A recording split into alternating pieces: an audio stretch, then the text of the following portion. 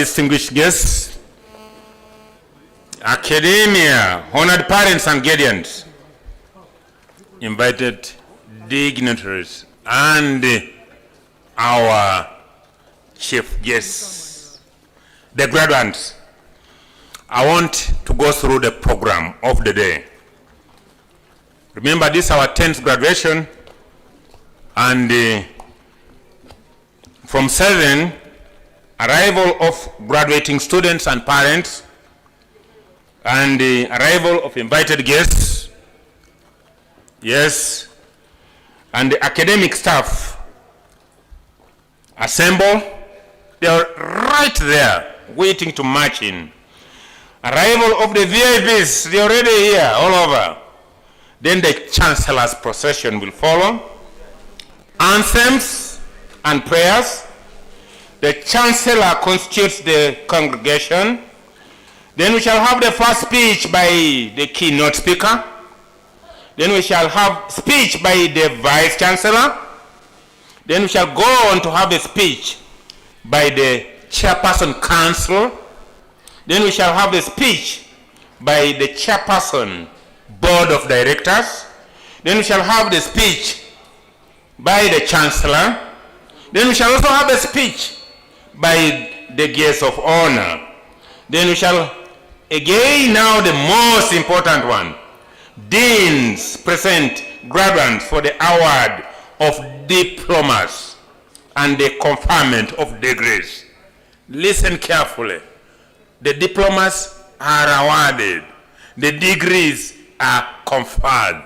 So we need to graduate from one level to the other. And when we talk about degrees, including a PhD, it begins with first degree, second degree, third degree, and that is conferment. Yes. Then we shall have the Chancellor dissolving the congregation. Then we shall be playing anthems in reverse order. Then we shall have the Chancellor's recession. I think as brief as that, I want to remind our guests that we're technology university. What you see here is the representation of few graduates. Majority of our graduates are online. And if you want, you are going to listen to radio and TV UTAMU, but you will not be able to watch it from here. You move a little bit the other side, and you will be able to watch and listen, because this live stream, very perfect. Very perfect. And we love this as the university, a mighty university. And our motto is for an open mind. We like open-minded persons, by the way, because ideally at the end of the day, you'll make a choice to ensure that you continue bringing every other person and let them come here and be able to learn and get knowledge, get all the competencies required, so that ideally at the end of the day, they are resourceful persons who are going to be relevant to the organizations. They are going to be effective wherever they will be. And of course, they will be impactful in nature, meaning that you must show that, yes, you have been able to make some change. And this is very important. And UTAMU is able to do that. You want to know anything about us? Why not? You need to know about UTAMU. Uganda Technology and Management University was first incorporated in the Republic of Uganda under the Companies Act, which is CAP 110, as a company limited by shares on the 30th day of August 2012. Very important. In accordance with the section of 96 of the Universities and Other Tertiary Institutions Act 2001 and subsequent amendments, as in accordance with the National Council for Higher Education, Statutory Instrument number 80 of 2005, the National Council for the Higher Education, at its 27th meeting held on the 11th day of March 2013, yes, granted a university license Are we licensed? Yes, of course, because we have it. Otherwise, we would not be here. This is very important. We are licensed. And do you want to know our license number? Why not? I can read it for you. It is UIPL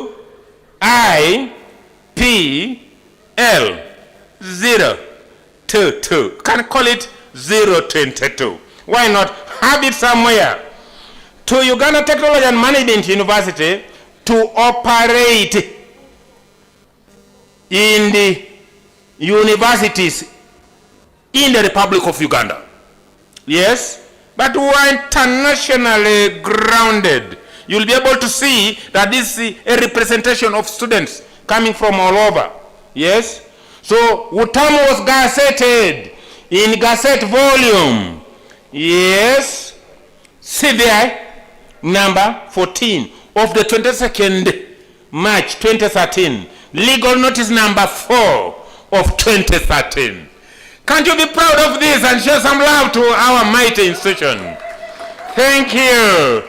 Thank you. We have a vision. Yes, and we shall get there. To be a global education institution in management, science, technology, and innovation. Today, if you are not innovative, then you'll be kicked out of the globe. With us, very innovative. That's why you can now realize that we're the first university to sign a very good MOU with the Uganda Law Society. We are there. We're in the things. Talk about it. Yes. What did you want to say? Something small, small? Small, small? Very good. Can you play something in that teso? You have a Mali? You don't have.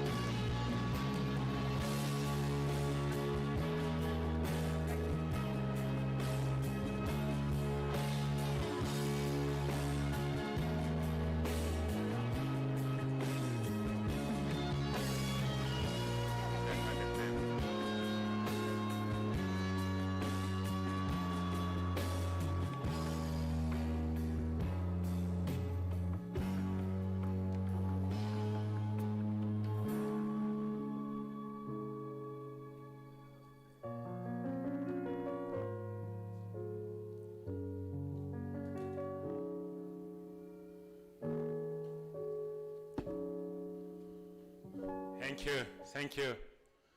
Thank you. I recognize the arrival of our dear Vice Chancellor.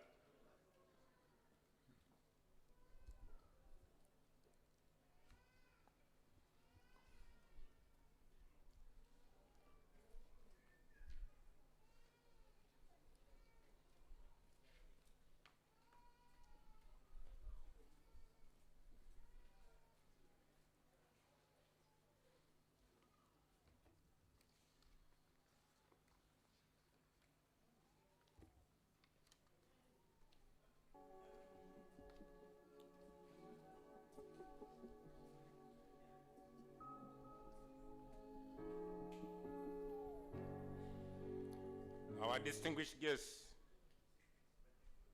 academia, they are warming up to come in a procession. Honored parents and guardians, invited dignitaries in your different capacities, and most importantly, we are proud of our graduates. Ladies and gentlemen, I would like to extend a very warm and heartfelt welcome to each of you. We have come to celebrating success of our daughters and sons, celebrating success of our loved ones, celebrating success of academia, because we produce quality. Persons who are going to be impactful, relevant, and effective in their different places of work. But more so, they will be ambassadors of sustainability. You know, it's one thing for you to produce and have somebody who is just there, but another who is able to impact to the nation and the globe at large.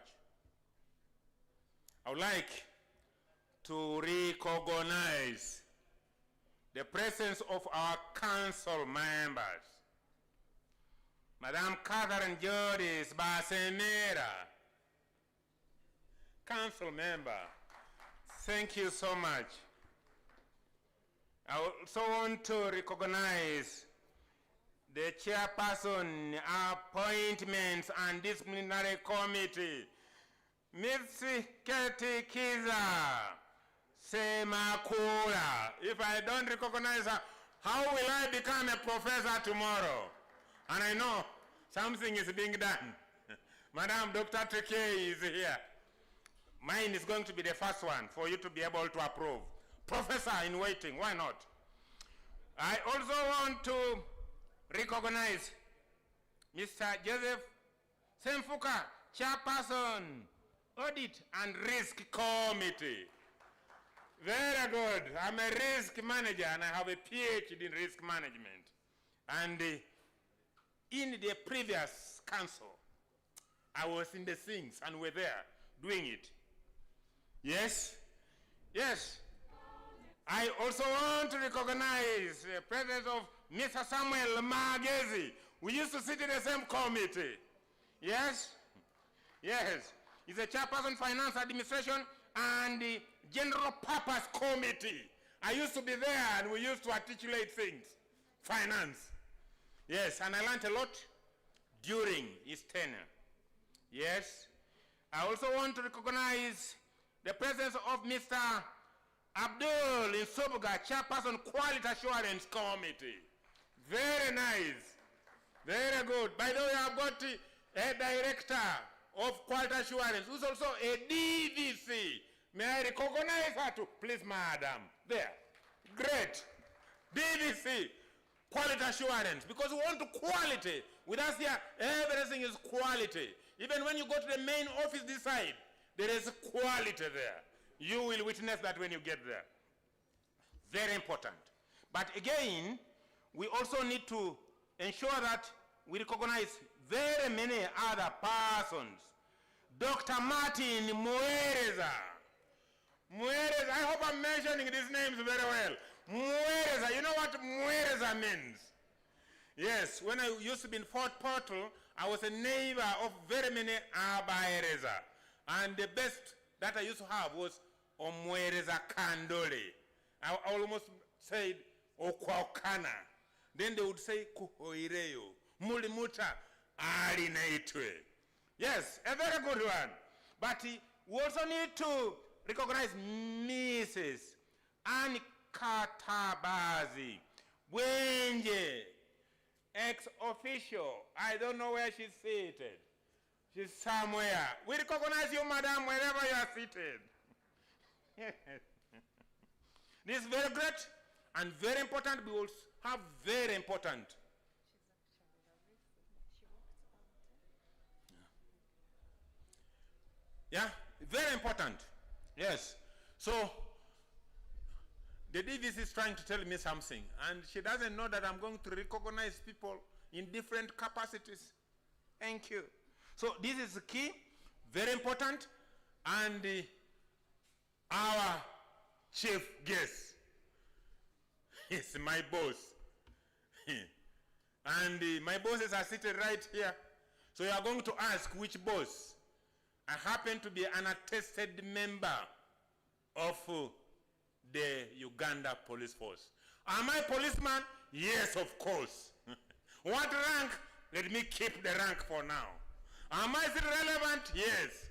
After serving the force for 38 years, they are saying, hold on, where do you want to go? You want to go to UTAMU? But definitely, they love me being here because the Uganda Police Force paid my tuition of a PhD. So I own them a lot. They paid my tuition of a PhD. When they wanted to run with the money to Mburara, that is Mbarara, I said no. When they checked there was no account of police in Mbarara, but it was in UTAMU. They said, bring the account. And the money came, choo. So I have a PhD, I owe police a lot. So they are not about to release me, but they also like me being here. Why? Because I must be relevant to both institutions. Why not? So this is very great, and we are going to continue recognizing our guests as they keep coming, because we want to ensure that whatever we do here, we do it rightly. Yes, some people used to say, you know, policemen, when I used to be 99, that man 99 means I got 99. Wapi! We are also educated and we have PhDs in police. Why not? Clap for us also. Thank you. If there is anywhere we have wronged you, we shall apologize. We shall keep on apologizing. But of course, we do our work because we want payroll to do the work, maintaining law and order, because we are here to protect you. And as you move out there and see a policeman out there, don't think that there is terrorism about to happen. No, they are keeping law and ensuring that we are safe. Interlude. Mr. Music. Hello? This man is sleeping on duty. Hello, I'm talking to you. Small interlude. When I raise my hand like this, you go for it. But balance.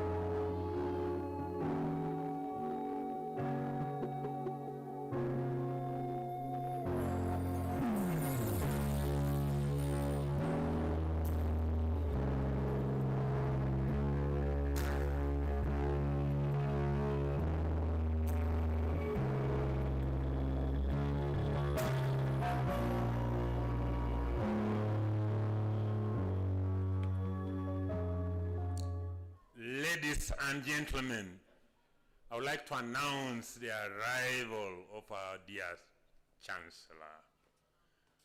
You're welcome, you're welcome, you're welcome, you're welcome. Thank you so much. Let's show some love. Earlier on told you we are not yet mourn, but to celebrate. We need to be happy. We need to be happy. And we now need to focus because we are here to ensure that we celebrate. We celebrate. And we're celebrating academia. Success in academia.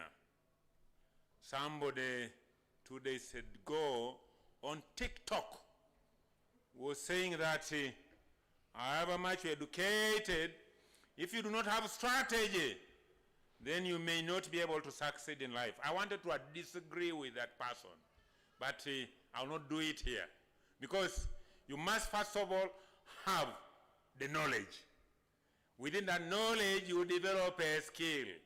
Then develop competencies for you to be able to have a strategy.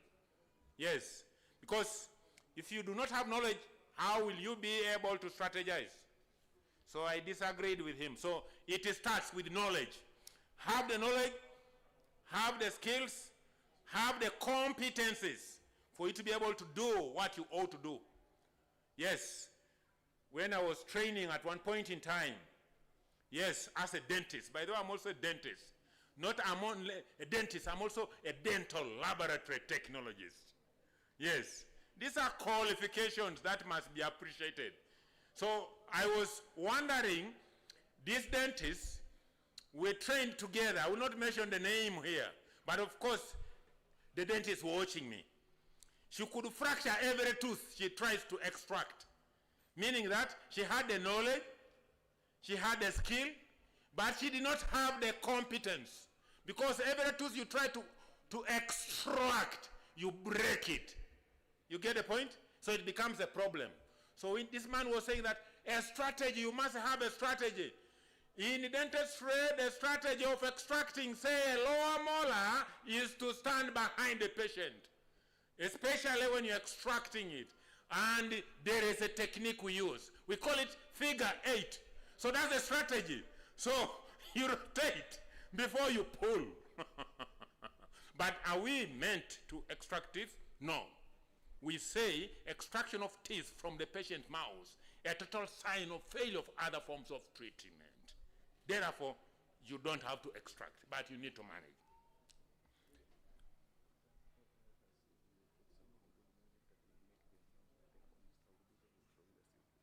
Okay.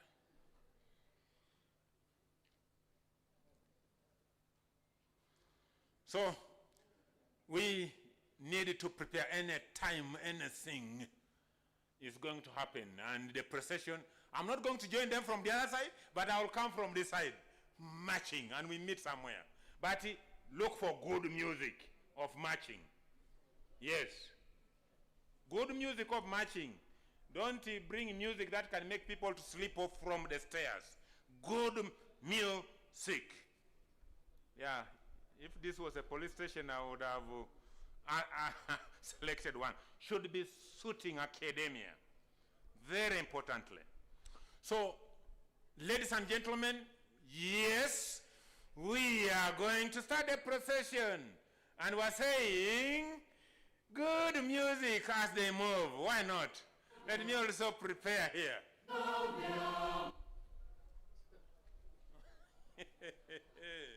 Is that for marching? I don't know.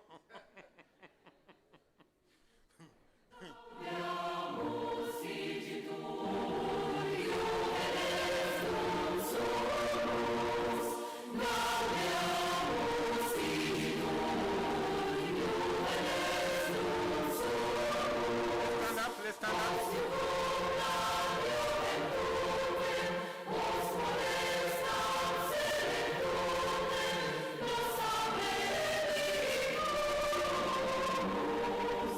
No sabe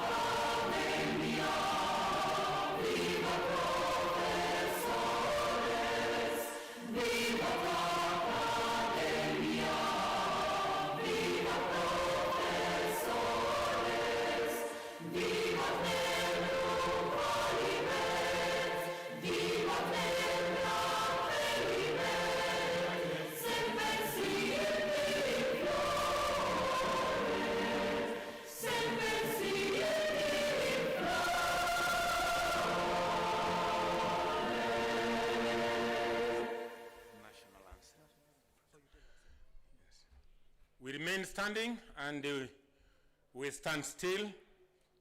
And while standing, we shall sing the national anthem, then followed by East African community anthem. Then we shall have Buganda anthem, then UTAMU anthem. Let's start with the national anthem. We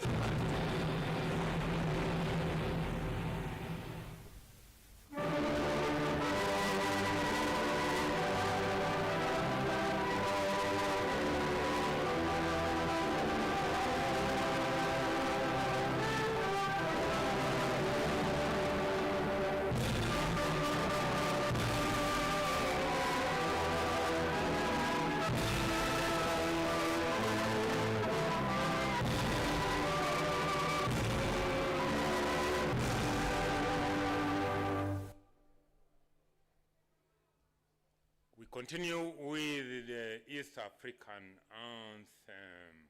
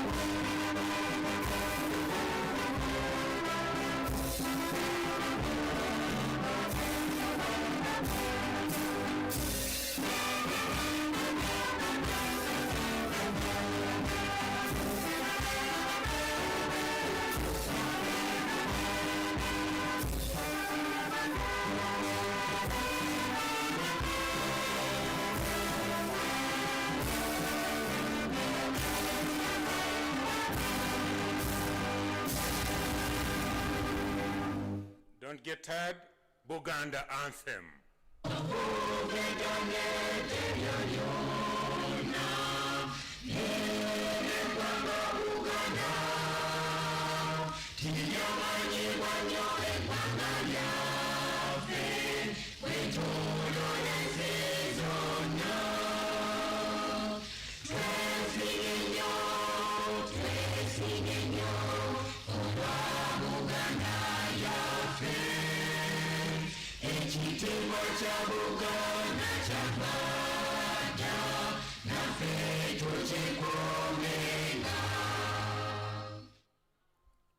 Don't get tired. Now we are going to have the UTAMU anthem.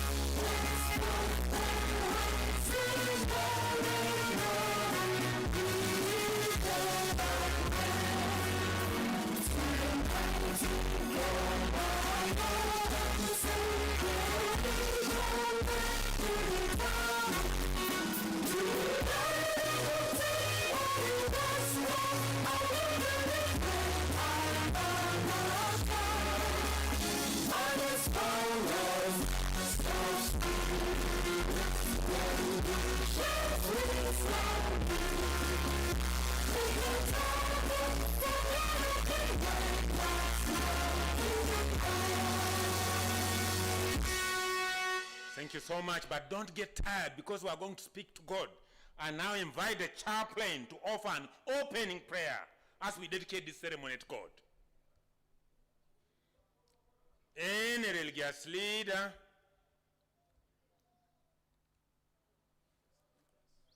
all right, let's humble ourselves in prayer.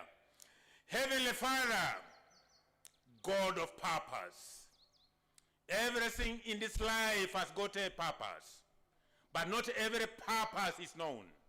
And where the purposes are known, Father, abuse is inevitable.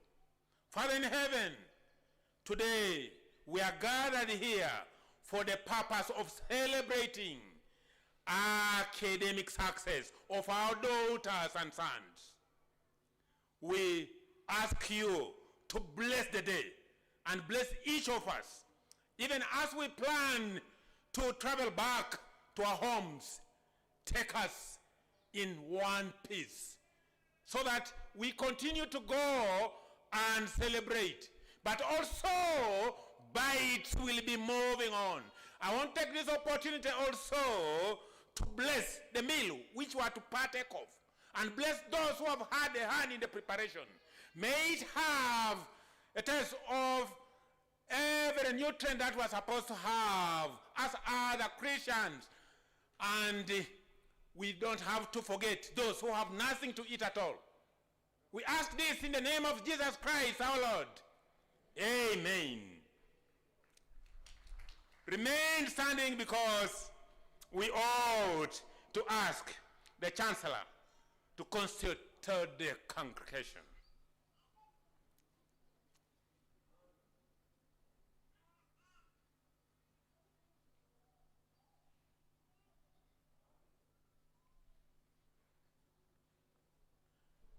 Can we have another mic, please? Mic.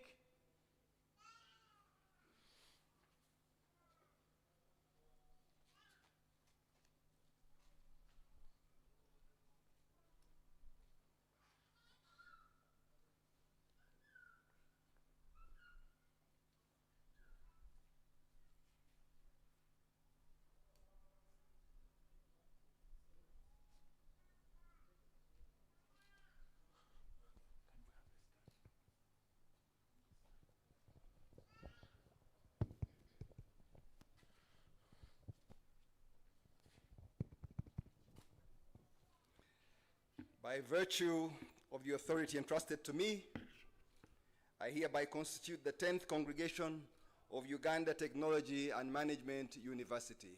You may sit down.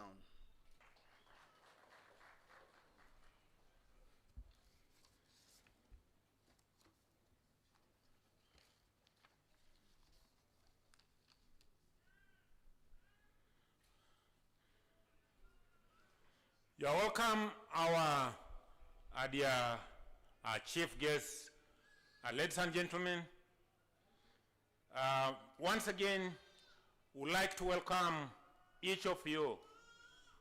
Graduates, today is your day. You ought to relax, smile, and enjoy the glory you have worked tirelessly to earn.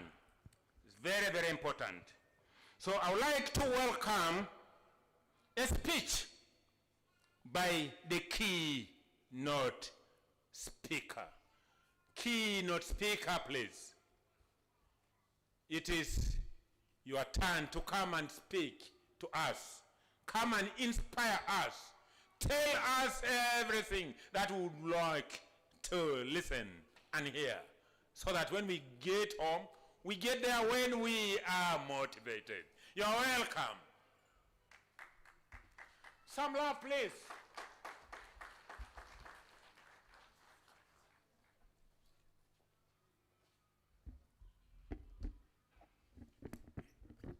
This big man who is very tall, I want to introduce him before he introduces himself. Many of you have heard about people who are land. Michibi, we call him professor. He's one of those land people. They call him senior counsel. He works at LDC, that is Uganda Road Development Center. That is the institution that trains lawyers in the diploma in legal practice, but also one of the best practicing lawyers. So if you have any case and you want to win, this is the man you have to look for. I don't know why he doesn't go for presidential petitions, because he's one of the best you can have. He's somebody who's all round. He has about 8 master's degrees, and 2 of them are in law, Master of Laws. And he's in IT law, he's intellectual property, he's everywhere.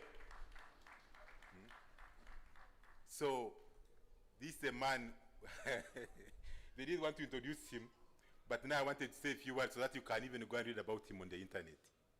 And he's here specifically to inspire you. Learning never stops. That you can even come back for another degree. Because at UTAMU, we launched a Bachelor of Laws this year in June.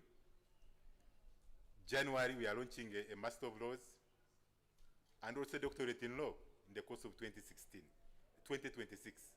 I'm still thinking about 2016. I don't know what's wrong. What's about 2016?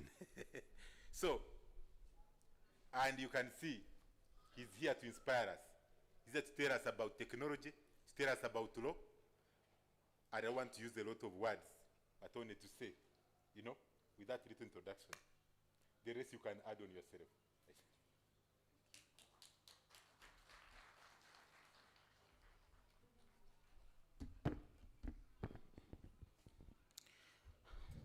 Thank you so much, Professor. Our Chancellor, our dear guests, graduates, students, administration, allow me, in order not to disorganize the protocol, to just adopt the protocol as stated earlier. I welcome you to this event, and I'm humbled to be part of this ceremony. I thank the administration of UTAMU for having invited me to give a keynote address on this very important occasion. And I'm humbled by the introduction by Professor. I'll just only add one thing, that I'm so much passionate about technology and the law, and that's where I'm finalizing my doctorate studies in ICT and the law. And this is an area that is growing very fast, and the legal profession has not been left behind. It is part of this struggle, as I'll deliberate. Allow me, in the few minutes I have, to go into the keynote address, but I'll just only confirm that I'm also part of the academia, and currently I'm at LDC. I head the Department of Law Reporting, Research and Law Reform, but also do legal practice, and a lecturer in several universities, some as a visiting lecturer among others. So I have both the academic and the practical part of this area. So my keynote speech is about the role of UTAMU in training the next generation of lawyers for e-justice and artificial intelligence. I'm so humbled to give this speech at UTAMU, because UTAMU is at the peak of technology. Where we are now, E has taken over, and it has not left the justice sector. The justice sector has also embraced e-justice. The education sector is equally there. After COVID-19 pandemic, nobody will be left the way we've been operating. Things have totally changed. And that is, there is a background to what I'm going to present to you. Let me go to the speech. The legal profession is experiencing a profound technological transformation. ICT, electronic court systems, digital case management, and artificial intelligence are reshaping how lawyers work and how justice is delivered. Globally, governments responded to the COVID-19 pandemic by adopting remote hearings and e-filing to keep courts open, and legal professionals and law firms now rely on AI to accelerate research and drafting.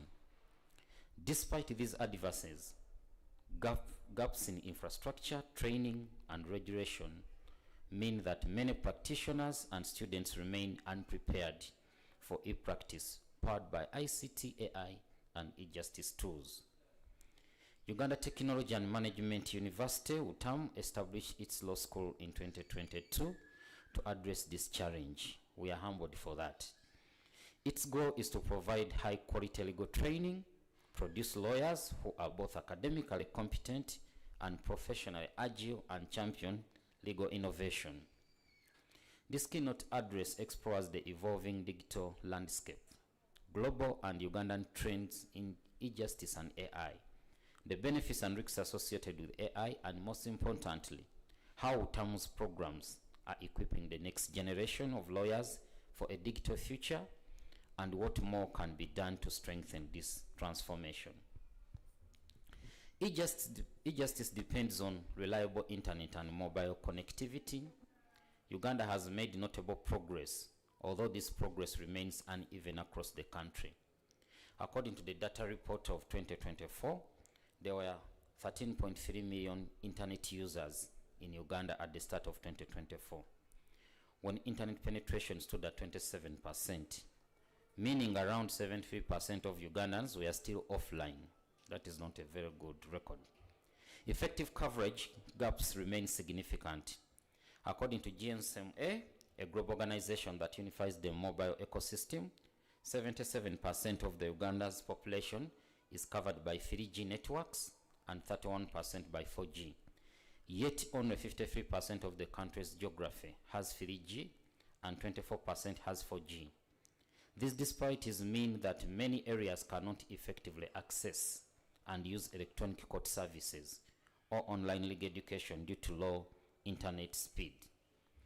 UTAMU's blended learning model, which combines physical and online classes, helps mitigate these constraints. Students can participate remotely or in person, and the university equips them with digital literacy skills to navigate e-practice, even when connectivity is limited.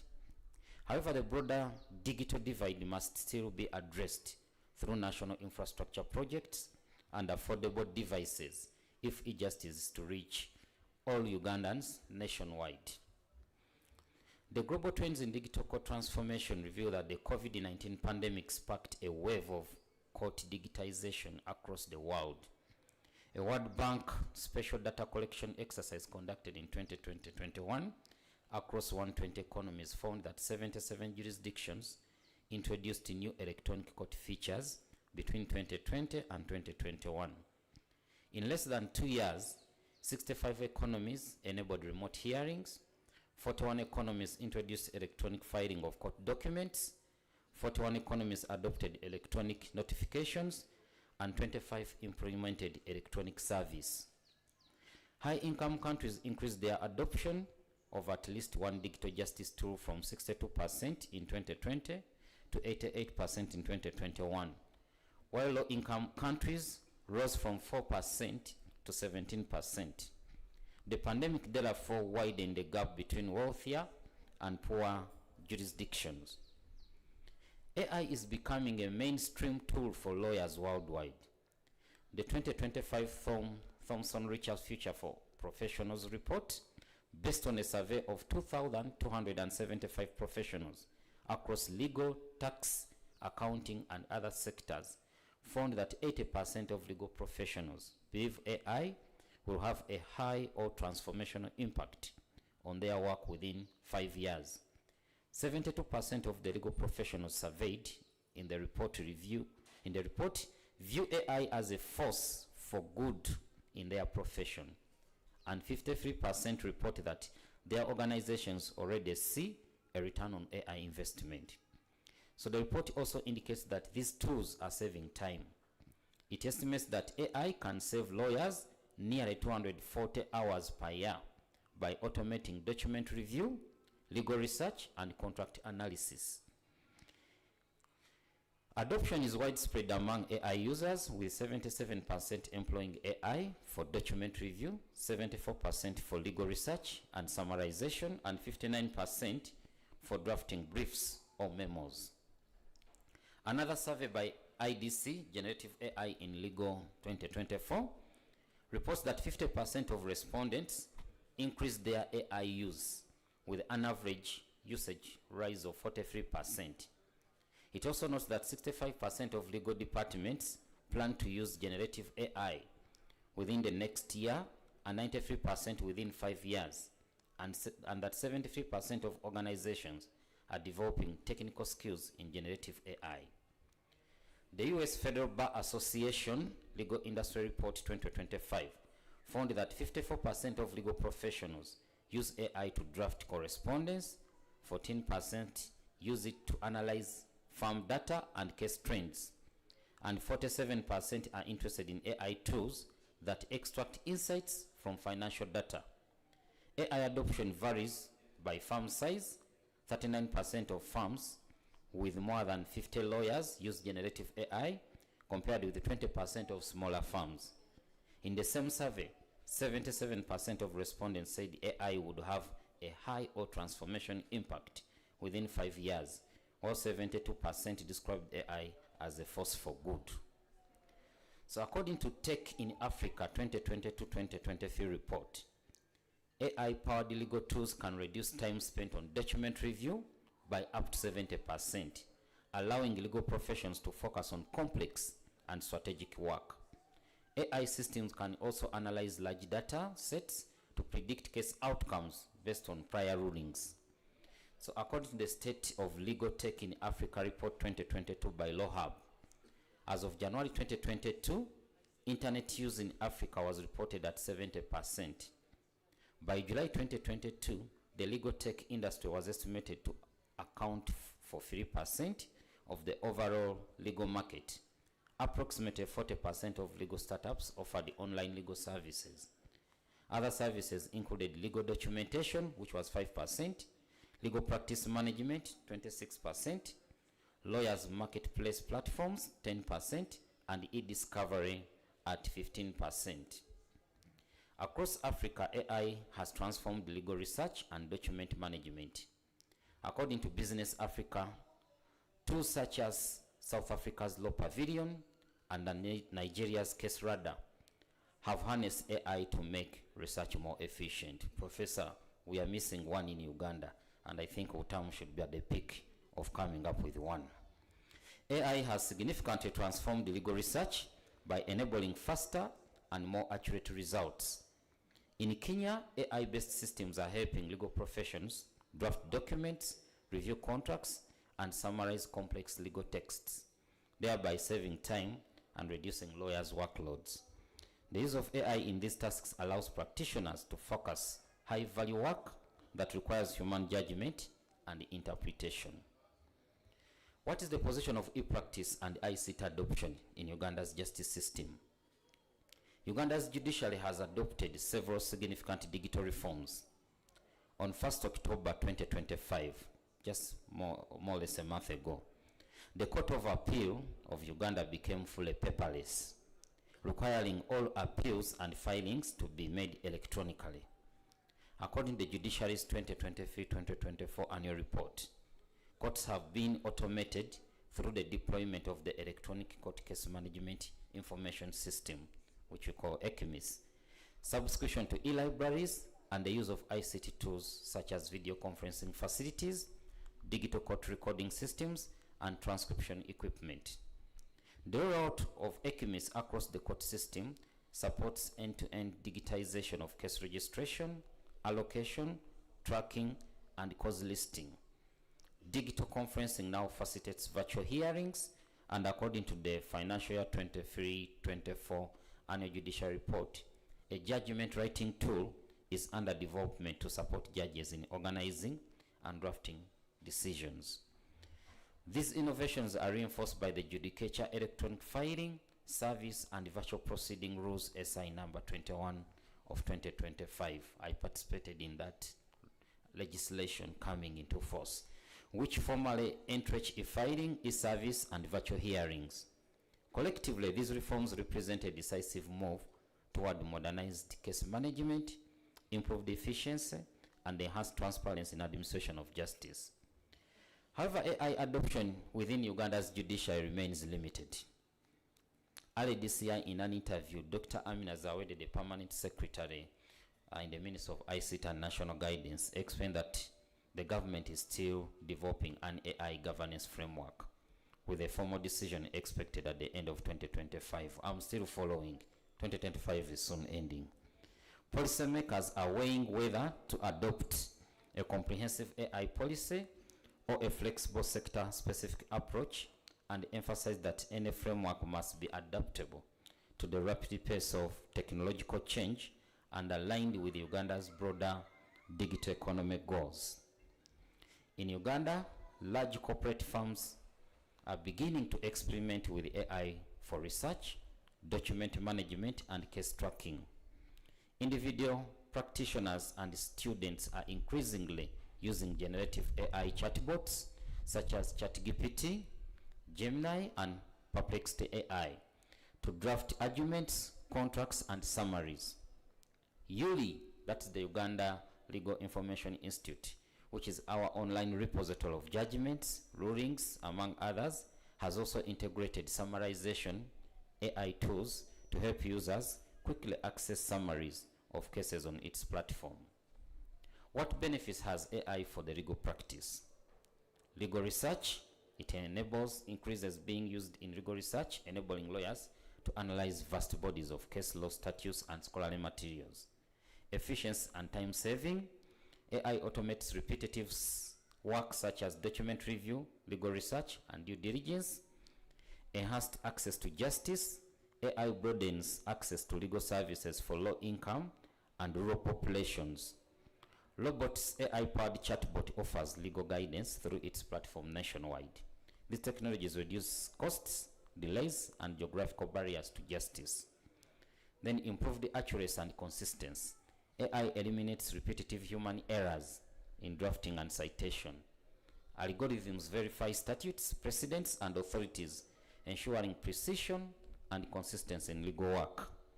Then cost reduction by automating administrative functions such as billing, case tracking, and scheduling. AI reduces operational costs and the need for large support staff. This enables small and medium law firms to provide affordable quality services. Then performance monitoring. AI improves performance monitoring of case progress and productivity. It identifies delays, measures efficiency, and supports data-driven evaluation of performance. Then we have data-driven decision making and case prediction. It analyzes past judgments and litigation trends, providing insights that help lawyers predict outcomes, advise clients, and manage risks more effectively. Then you have enhanced legal drafting and writing. AI tools generate structured, compliant, and error-free legal documents. They identify missing clauses or high-risk provisions, allowing lawyers to maintain accuracy while saving time. Then strengthen compliance and risk management. It helps track legislative updates and monitors regulatory compliance. Then it eases legal practice through e-justice. And this in Uganda, we have seen it in ECMIS. So AI offers numerous benefits, with its applications promising greater efficiency, accuracy, and improved client service. However, its use also raises significant ethical and professional concerns. Many users assume that paying for subscriptions such as ChatGPT plus other legal AI platforms guarantees accurate information. This misconception often causes errors and undermines AI's effectiveness. As discussed briefly here, what are the challenges? Loss of human judgment and emotional intelligence. AI lacks empathy, moral reasoning, and emotional understanding. Qualities vital in sensitive cases. Overdependence risks producing outcomes that are technically correct but ethically inadequate. Data privacy and confidentiality risks. AI systems rely on large data volumes and cloud services, often hosted abroad. This exposes confidential client information to privacy breaches. You know, our Data Protection and Privacy Act is such a weak law. Then algorithmic bias. AI trained on biased data may reinforce historical inequalities, leading to discriminatory judgments or sentencing predictions if not rigorously monitored. Then hallucinations and fake precedents. Generative AI can produce hallucinations, false case names, or fabricated citations. Such errors can mislead courts, resulting in professional misconduct if not thoroughly verified. Then high implementation or maintenance costs. Reliable AI tools are expensive to develop, maintain, and secure. Many small law firms lack resources to adopt them, deepening inequality within the profession. Then lack of regulation and ethical guidelines. Uganda lacks clear statutory and professional rules governing AI use. Actually, we don't have any. Even as a country, we are lacking a national policy framework on AI, which earlier I said the Minister of ICT is working on. So the absence of guidance increases risks of misuse and legal uncertainty over accountability. Job displacement hence reduced training opportunities for junior lawyers. AI automates routine legal work, limiting entry-level opportunities for junior lawyers and legal clerks and reducing human mentorship in practice. Then overdependence, blind reliance on AI outputs can weaken analytical skills and independent judgment, making practitioners vulnerable to error. Then security vulnerabilities and cyber threats. AI databases are susceptible to hacking and data manipulation, potentially compromising integrity and public trust in digital justice systems. Technical skills gap. Most Ugandan lawyers lack AI literacy, which hampers adoption effective oversight of AI-driven systems. I'm happy the MC has mentioned UTAMU has made an MOU with ULS to train lawyers in digital skills or digital literacy as well as AI. That is a very welcome idea. Then accountability and liability issues. Responsibility for AI errors remains unclear, whether it lies with the lawyer, developer, or firm. That's the problem of regulation. This ambiguity complicates client protection and dispute resolution. Now, the ethical concerns. Those disadvantages previously discussed show that adopting AI in legal practice raises significant ethical and professional concerns. While AI offers great promise, it also requires diligence, caution, and accountability. Lawyers must balance innovation with integrity, ensuring that automation does not compromise confidentiality, accuracy, or client protection. These obligations are grounded in the Advocates Act and the Advocates Professional Conduct Regulations, which require competence, honesty, confidentiality, among others, in professional dealings. Legal practitioners are therefore expected to uphold integrity and ethical conduct at all times. These realities highlight the urgent need for clear professional guidance to help lawyers adopt AI responsibly, thereby preserving public trust and ensuring that technology strengthens rather than undermines ethical legal practice and professional standards. And there have been instances where fake decisions have been reported in court using AI. For instance, Joseph McMullen, a San Diego civil rights and criminal defense attorney, is one of the many lawyers embracing AI to enhance legal work.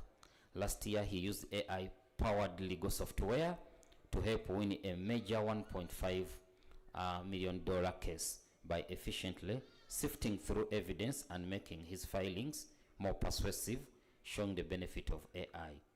Yet while AI has proven beneficial for some, courts worldwide have also sanctioned its unethical use, particularly where lawyers relied on unverified AI-generated citations.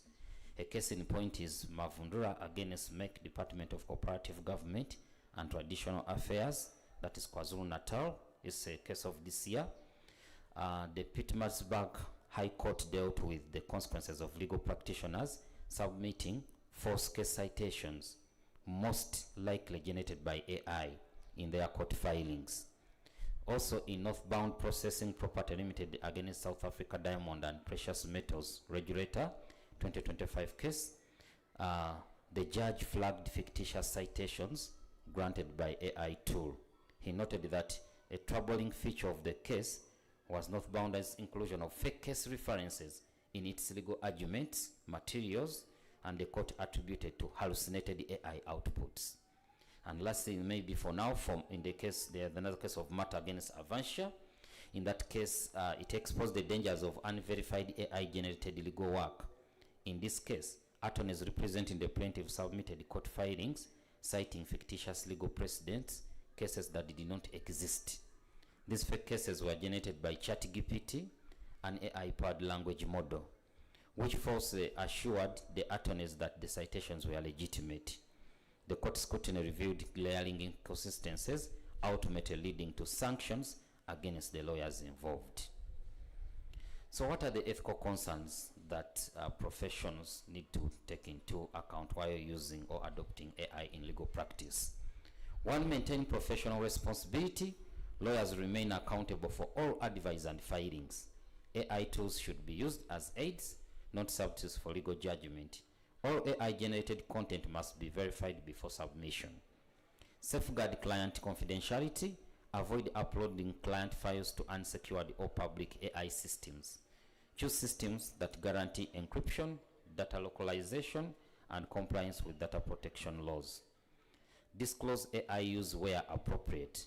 Inform clients when AI material contributes to legal analysis or drafting, mostly where AI affects cost or decision making. Then verify sources and citations, adopt ethical AI policies, and also invest in AI literacy. Also use AI for access to justice, maintain ethical boundaries, as well as prepare for regulation.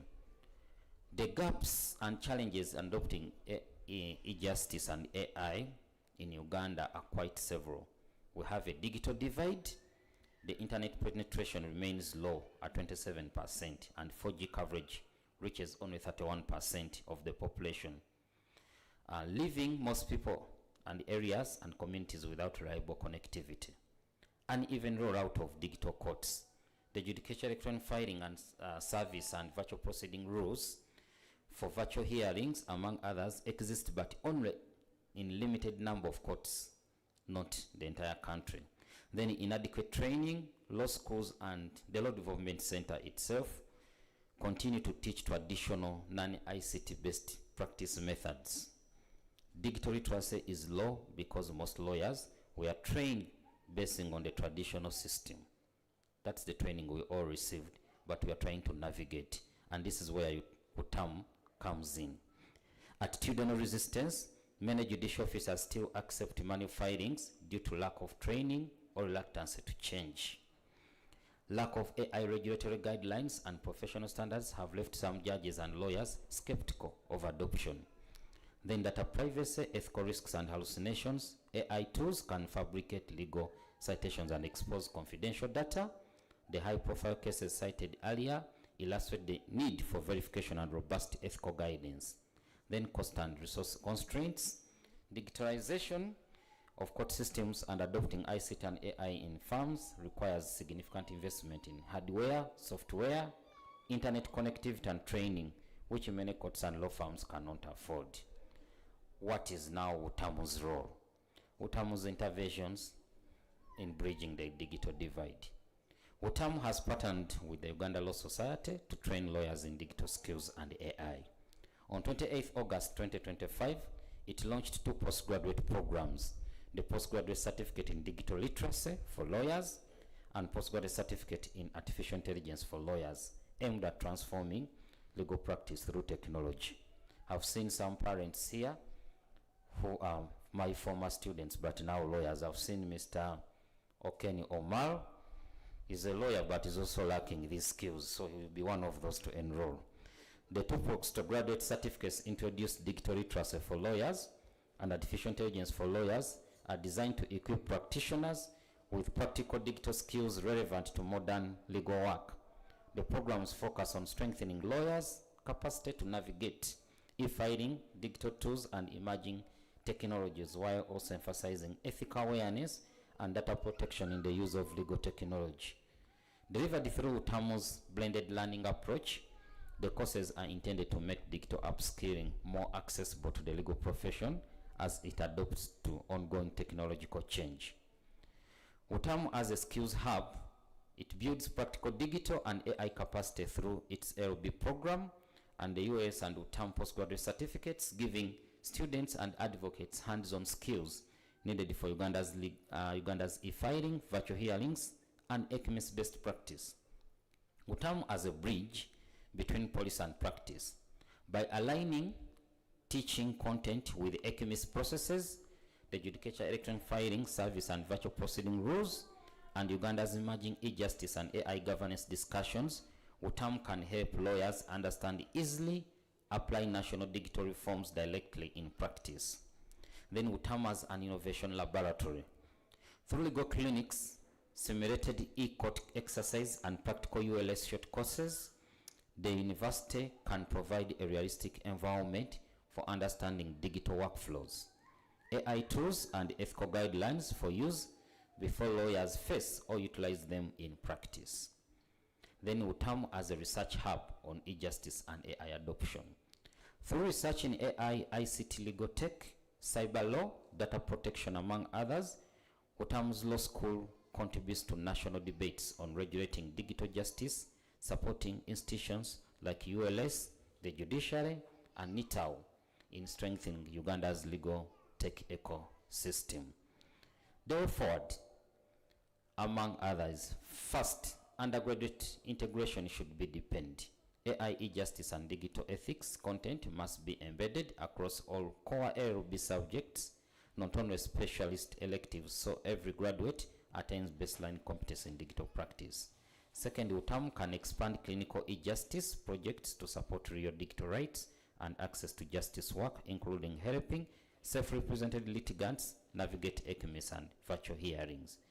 Third, joint programs with the judiciary and LDC should be established to provide structured, consistent training for judicial officers and back-course students on AI, ECMIS, and virtual court practice, building on the successful US partnership that equips lawyers with AI and digital literacy. And fourth, UTAMU can lead empirical research on the impact of ECMIS, virtual hearings, and AI tools on case backlogs, costs, and access to justice. It can also have regional partnerships with universities and bar associations in Kenya, Rwanda, South Africa, and Nigeria, and also allow benchmarking, best practice exchange, and help position UTAMU as a regional center for digital justice training. Finally, UTAMU should formally engage the National Council for Higher Education and the Law Council to accelerate sector-wide adoption of AI and ICT standards in legal education and profession training. Through these measures, UTAMU can shift from reacting to technological change to actively shaping how e-justice and AI are taught, regulated, and practiced in Uganda and the wider region. Uganda's justice sector is steadily transitioning into a digital era, but gaps, connectivity, skills, and regulation still limit adoption.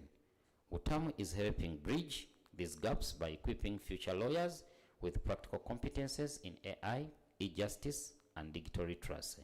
However, continued investment, clear AI regulatory standards, and sector-wide collaboration will be essential to ensure that digital transformation enhances access to justice for all Ugandans.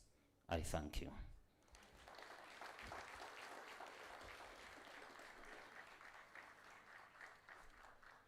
Wow, wow, wow. That's a small one. Thank you so much. You know, UTAMU is on top of the game. You know, when you talk about AI and you are talking about policies and so forth, not being here, let me inform the public through you, our chief guest, that this year, hardly 2 months ago, Uganda Technology and Management University hosted an international conference of technology and management, and the whole world was here. And we did our thing because we had papers that were published from the US and by judges, and they were talking AI. And according to them, very soon, judges will only be seated, and a robot called AI will be doing the judgment. As a result, we decided that day, because I was a director of ceremonies. Don't call me MC, I'm not MC, I'm a director of ceremonies. So I was a director of ceremonies of that ICTM, and we decided that we should start Uganda Practitioners Artificial Intelligence Association. We have been looking for a lawyer counsel to be with us. Now I've identified one as a spokesperson of that association. Of course, the chairman is here, Professor. Professor, you will allow me, because it's my day, to speak on behalf of the association, that we shall incorporate him and be our Anthony of the association, and therefore we shall have the policies here. Thank you so much. I think that was a very nice one, and I must say this is quite inspiring, very beautiful, and it's a beautiful thing about learning is that no one can take it away from you. We shall continue learning. Why not? And we have learned. If you did not, I have, because from that, I want to tell you that that gap which is there, we're bridging it. Not just in Uganda, in the whole globe, because Uganda Technology and Management University is the first university to ensure that lawyers are artificially and naturally intelligent. You know what I'm talking about. Although some people want to abuse the natural intelligence. Artificial intelligence is just a baby of natural intelligence. Ladies and gentlemen, allow me to invite another speaker.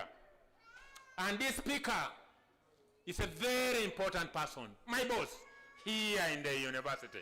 When I talk about my boss, I have bosses here and outside this place. I will be introducing them one at a time. I have an honor to invite our Vice Chancellor of Uganda Technology and Management University to give us her remarks. Show her some love.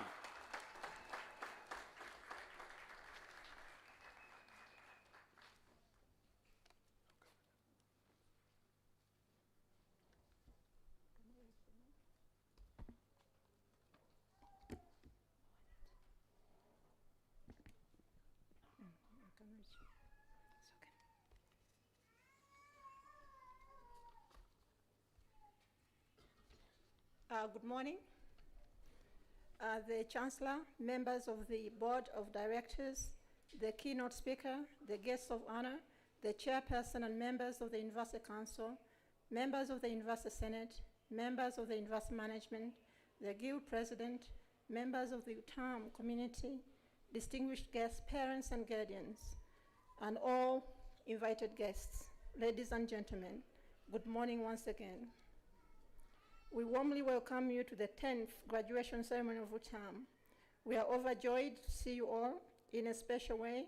I welcome our guest of honor, Mr. James Ochai, the Deputy Inspector General of Police, the keynote speaker, Mr. Paul Mukibi. I congratulate all parents, guardians, and sponsors on reaching this important milestone. At this point, please allow me shed some little light to the university. I have a few themes that I'll be covering. The first one is about governance. We do have a University Council, which is fully constituted, and it is chaired by Mr. Nares Wagonga, and Vice Chairperson is Ms. Caroline Basmera. It is fully constituted with other committees to make sure the university moves on. In terms of management, the university has a strong management team headed by the University Chancellor, Vice Chancellor, who sits at UTAMU, where you are now. This is our main campus, Kungu, with the principal, Dr. Wilfred Kokasi Opal, manning the Bugolobi campus, I think is around. The principal of Bugolobi, there he is. The third point I need to shed some light is about the staff. Management acknowledges the commitment and intellectual stewardship of UTAMU's academic and non-academic staff. Their efforts continue to rise, and that's why we have many students here and staff who are willing to undertake this. UTAMU boasts of having distinguished professors, and I've seen several here. The professors, can you please stand so people can see the distinguished professors of this university? They are seated over here. We have them. The university, please have a seat. The university also boasts of having many PhDs, some already seated here. For ease instruction to our students, we do have a number of them. I think they are around, some of them. The PhD holders, can you stand again? Sorry. Okay, those are the PhD holders. Staff have further championed and helped the students do community work, solving problems such as developing an AI-driven procurement system to enhance community decision-making. In terms of environment, our students are involved in the community to make sure they can give some solutions to be able to benefit the society. In any community, a university must be felt in the community where it is located. We did have the LC1 chairperson. I don't know if he's around, he could also stand. We do appreciate the community we are in. People have given us good grace and good guidance. We have been welcomed at UTAMU Kungu here. In terms of career development and academic growth for staff and students, UTAMU remains fully committed to nurturing its human resource, as demonstrated by the outstanding commitment of our staff member. For example, today we shall be I'll be presenting one staff member by the name of Alan Nisiga. He's the overall best student here, so that is a testimony to our commitment to develop staff, as opposed to develop others. We are committed to developing our own staff. I think he's seated somewhere, and at some point we shall recognize him. I think he's also the overall best student, male student this year. So we shall introduce him over there. More than 4 staff members are currently pursuing advanced programs through different universities by support of the university. We have over 5 staff members undergoing academic upgrades, while others have attained higher qualifications. UTAMU continues to offer scholarships to deserving students, and also if you look on our courses, we have discounted heavily on some of the programs to make sure that academic is accessible by all people. For example, we do have one running which is heavily subsidized, the Bachelor of Business Administration. Right now we are having it on offer, charging 250,000 Ugandan shillings. So the person pays that fees and then function fees of 250,000. So we want to equip people, particularly those low income earners. In terms of partnerships, we do have many partnerships. I just want to mention a few, like my brother, the keynote speaker spoke. We do have a very strong partnership with the Uganda Law Society. For example, earlier this year, we did launch the postgraduate diploma in digital literacy, postgraduate diploma in artificial intelligence. All these programs are aimed to empower the legal professions to increase their accessibility to compete at international level. We have friends with the international universities or Inter-University Council of East Africa. We do work strongly with the ministries, departments and agencies and other like-minded people with mutual interests to progress higher education in this country. Number 5, we have students. The university has a vibrant student community and fully involved in university activities. In terms of the leadership, the university, through a democratic process, elected their new guild president, His Excellency Trust Bamwine. I hope he's around. That's the guild president, who was sworn in office on the 17th of November, 2025, and officially received and signed the instrument of power, making the formal commencement of his leadership and the mandate as a student leader. He has also constituted his cabinet. We wish him a successful tenure in the office of the guild president. In a special way, we wish to thank the outgoing or the immediate past guild president, Mr. Abdul Hakim Mayanja, for his good service. When he was leading his fellow students, he performed well. We never had any problems with him. And as you are aware, university higher education is a hotbed for political issues. But this time around, Mr. Mayanja did help us, and we had a good transition. In terms of participation for the students, we have recorded exceptional student achievements in innovation, technology, and research in 2025. Through this year, university students, particularly from UTAMU, Innovation Club, and the Department of Computer Science and Engineering, demonstrated outstanding performance across national and international boundaries in terms of technology. Their achievements reflect the university's unwavering commitment to nurturing industrial relative skills, research excellence, and culture of innovation. Our students have participated in over 10 activities. One, advancing mobile and software development expertise. They have competed at national level, cyber security competitions, and they have really ranked well internationally as per the testimonies that we are receiving. Leadership in other innovation challenges, they have competed well. Our students consistently delivered cutting-edge projects and secure top positions in multiple competitions. We have like 10. I may not go through all those, but we are very grateful that our students are excited about technology, they're excited about IT, they're excited about AI.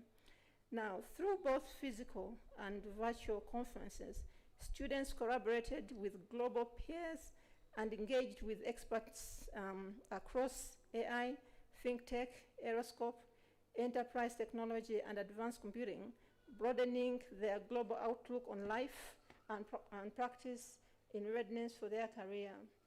Those achievements exemplify the university's dedication to experimental learning and technical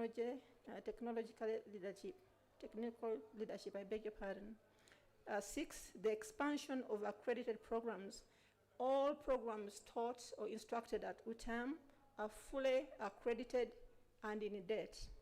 In 2025 this year, UTAMU received a significant milestone by receiving accreditation from the National Council of Higher Education and other related bodies to have a Master of Laws, Master of Education, Master of Artificial Intelligence and Data Science, and the Bachelor of Laws, which was launched in May this year.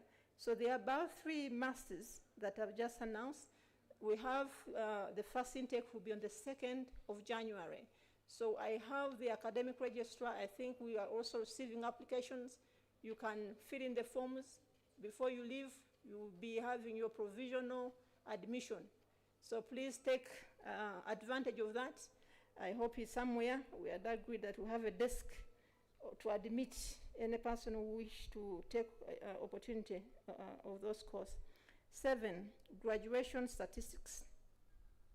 Mr. Chancellor, sir, during the course of the 10th graduation ceremony, I will present to you a total of 360 graduates who received degrees, diplomas, and certificates of UTAMU. Of these, a total of 146 graduates will graduate with master's degree, 70 with bachelor's degrees, 134 with postgraduate diplomas, 10 with diploma. 32% of those graduates are female and 68 are male. A number of graduates will receive first-class degrees. The best overall graduate today is graduating with a CGPA of 4.83 with a postgraduate diploma in monitoring and evaluation, and that is Mr. Alan Nisisga.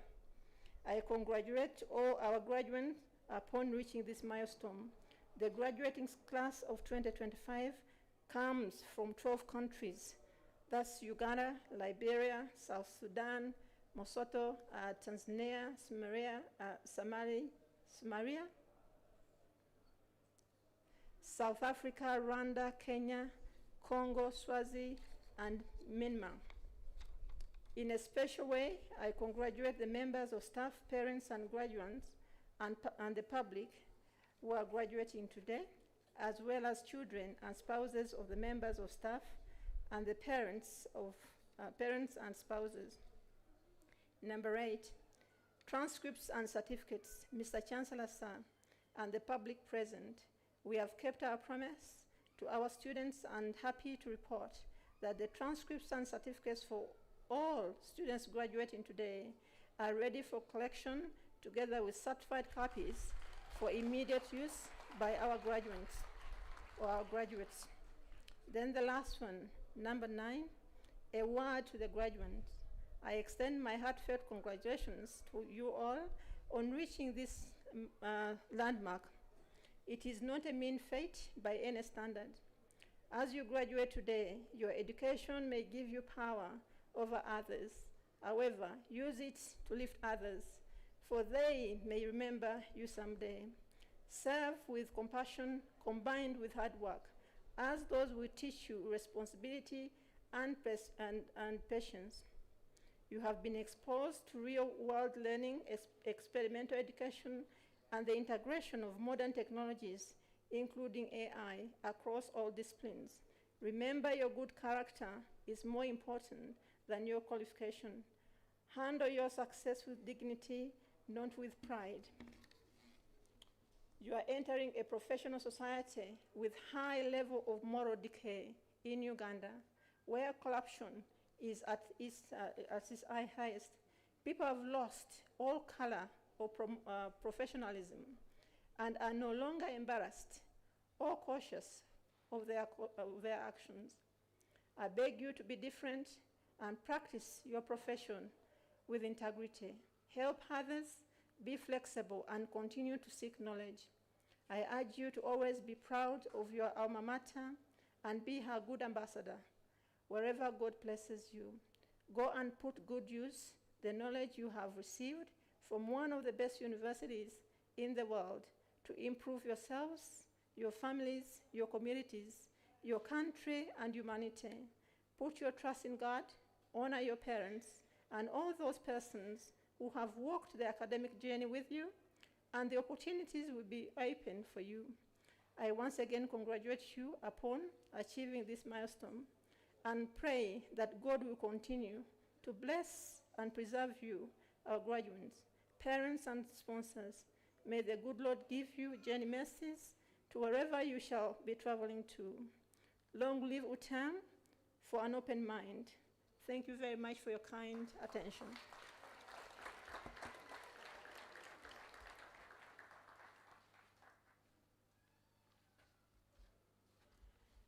Oh, wow, wow, wow. Thank you so much, Madam Vice Chancellor. And I want to tell you this. I think that's the reason why we're here. And we ought to understand our graduates. Some of you have been asking questions. What about our papers? Are we going to mow with them? I think that is an exciting one. Some universities, you wait for decades to get your papers. In UTAMU, you get a transcript. You also get a certificate and also certified copies. We don't charge you anything for those. Show us some love. VC, that is what I was waiting for. And I want to tell you this, and we're extremely, very, very excited. And it's one of the reasons why I'm always very proud to not only associate, but to belong here.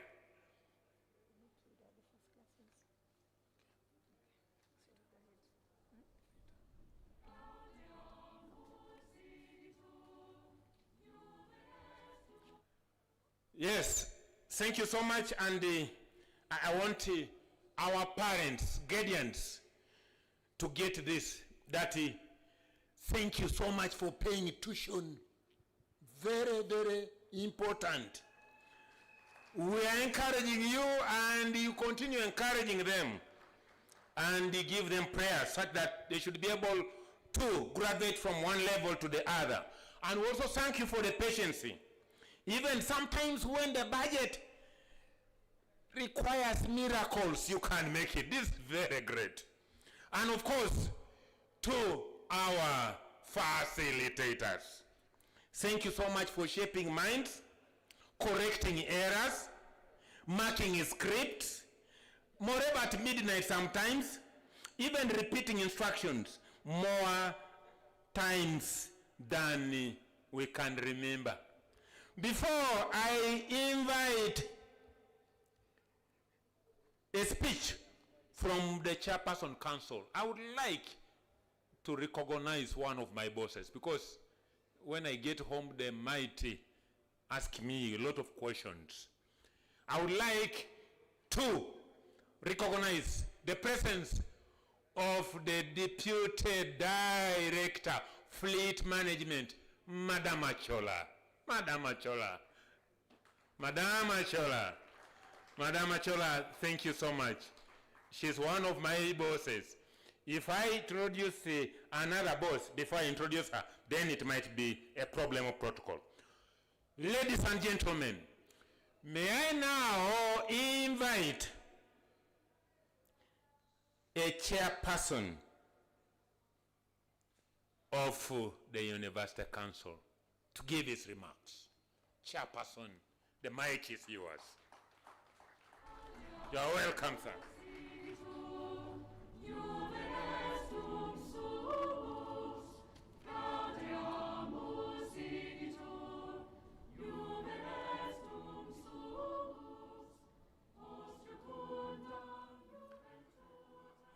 Chancellor UTAMU,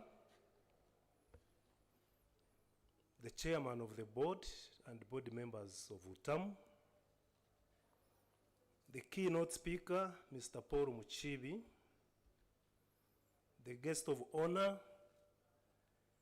Mr. James Ochaya, the Deputy Inspector General of Police, members of the University Council, the 5th University Council, the members of the University Senate, the Vice Chancellor of UTAMU, management and staff of UTAMU, parents, graduates, all guests in your respective capacities. I welcome you to the 10th graduation ceremony of UTAMU.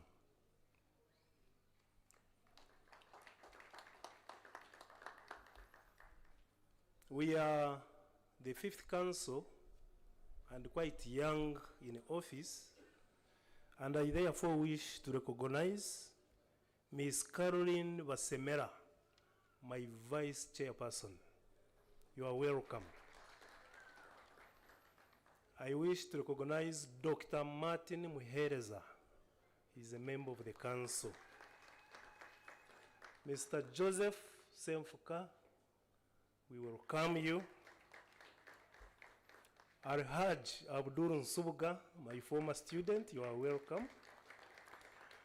And Madam Kate Semakura, you are very welcome. So it is my honor and pleasure to welcome you to this 10th graduation ceremony of Uganda Technology and Management University. Allow me in a very special way congratulate the Chancellor, together with the board of directors and the entire university management on this graduation ceremony, a manifestation that UTAMU continues to grow. I commend the commitment of the chairman and members of the board who have exceptional vision and who have remained exceptional vision bearers for this great institution. We may really give them a clap of their hand. A graduation ceremony brings us together to celebrate the remarkable achievements of the graduates, and I therefore congratulate the students upon their various academic achievements. Congratulations. I also congratulate the parents, the guardians, and sponsors of the students for their support that has enabled the graduates to attain success in their academic endeavors. May God bless you, and congratulations too.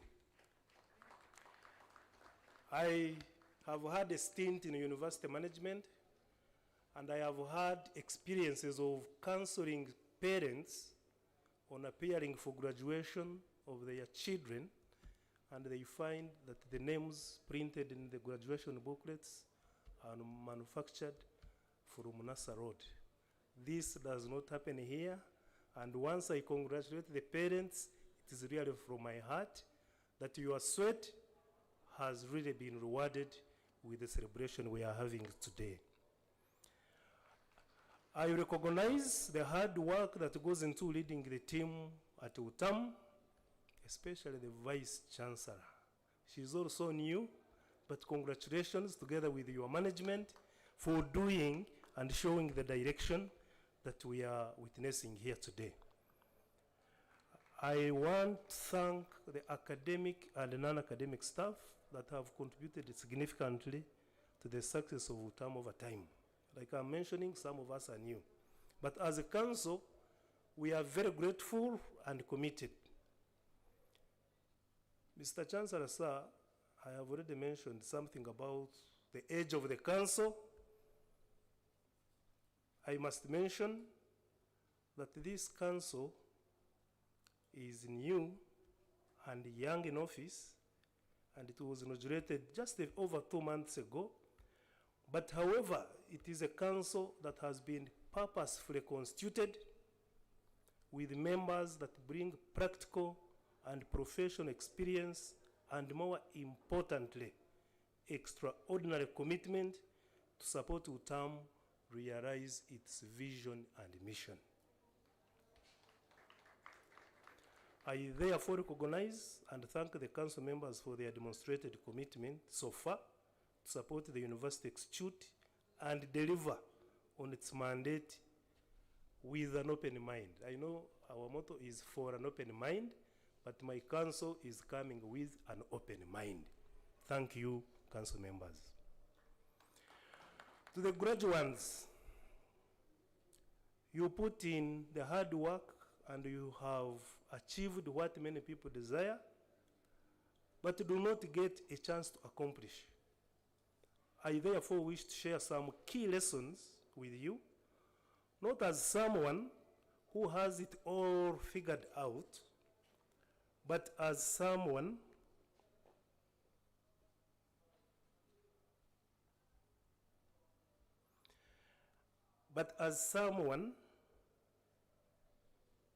who, just like you, came through university education with a bachelor's degree 31 years back, and from a very, very humble background in the rural areas of Rukunjiri, but eventually I'm here as the chairperson of the University Council. So the first point I wish to mention as a message to the graduates. The keynote speaker today talked about the legal profession, the legal sector vis-a-vis artificial intelligence and its application. 2001, I was in a graduate class, and the first lecture I had was a lecture in artificial intelligence, far in the Republic of China. But today we are hearing about artificial intelligence, maybe with a lot of excitement. So the first message I give you, embrace change and uncertainty. Life after graduation is often full of difficulties, twists and turns. Some might already have a clear path ahead, whether starting a job, continuing your education, or pursuing a project you are passionate about, while others may be unsure of their next steps. Regardless of these, please keep in mind that the plans you make today will continuously evolve. The career you thought you would have might shift. My first degree was in agriculture economics, but my graduate studies were all in computer science and artificial intelligence and expert systems. Things change, but today I'm back doing education management, but as well doing farming, but in a commercial way. Opportunities that you may not have expected may come your way. The world is changing faster than you will ever be prepared for, and adaptability is one of the most valuable skills you can cultivate. Remember, artificial intelligence is around. Today we have listened about artificial intelligence in the legal sector, but there is artificial intelligence in agriculture. There is artificial intelligence in every sphere of life. Even as research continues, the limitations that have been cited about where artificial intelligence is lacking, research is going deeper. You may find that we shall have a robot that can actually appear to be very romantic and exciting than ever before. Because 2001, the area of research I was involved in was to just increase the degrees of freedom of movement of the artificial limb. When someone has had an accident, what happens? But now where we have reached, we have seen actual artificial limbs which may not be different from a human body and performing as much. The second area of advice is building networks and relationships. I was at university when the board chairman was at university. We met at that level, but that network has kept us together. Build real, meaningful relationships and connections with the people who challenge, inspire, and support you in both your social and professional lives. I still keep in touch with many of the people I met at Makerere in 1989, more than 36 years ago, and over the years. These relationships have been a source of encouragement, inspiration, and collaboration. You never know where a simple conversation or a shared experience might lead, so nurture the connections you have built while at this university. Number 3, foster collaboration and adaptability. In a world as interconnected as ours, of course the internet is really one of the obvious examples that we have. The challenges we face are rarely isolated. They span across industries, borders, and cultures, requiring a collaborative and adaptive approach. As graduates, you are stepping into a diverse global landscape where collaboration will be key. Surround yourself with people who challenge you, who bring different perspectives, and who push you to think beyond your comfort zone. The comfort zone does not exist anymore. Finally, empower others and be innovative. When you look around you and in other institutions, it is common to find that the people you started primary school with are not with you on this journey anymore. Some were not privileged enough to complete their primary and leave alone secondary schooling. The fact that you are here today should be a testimony of hard work, and you have worked hard, but also a reminder that you have a purpose on this earth in your endeavors. Empowerment is not a solo journey. As you find success in your endeavors, remember the power you have to uplift others. Use your skills, your knowledge, your experience, and resources to create environments where others can also learn or lean on you and grow. Keep exploring the heights wherever you go. Finally, I also wish to recognize and receive Mr. Samuel Magezi, who is also a member of the council, and when I was introducing the others, I omitted him by error. You are welcome, Mr. Magezi. So finally, as you leave the gates of UTAMU today, remember that you are not just graduates who will serve in Uganda, but you are global graduates. And I think our aspirations at UTAMU is we don't really look at the borders and boundaries of Uganda when the education is being delivered. So you have the power to shape your future and create an impact. So go out there, be bold, be adaptive, and be the innovative force that this world so desperately needs. Once again, congratulations, the staff, the parents, the guardians, and all UTAMU stakeholders. I thank you for an open mind, for God and my country. Thank you.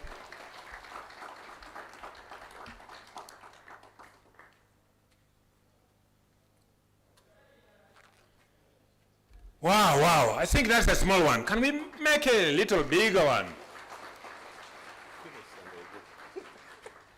Yes, we need to be innovative.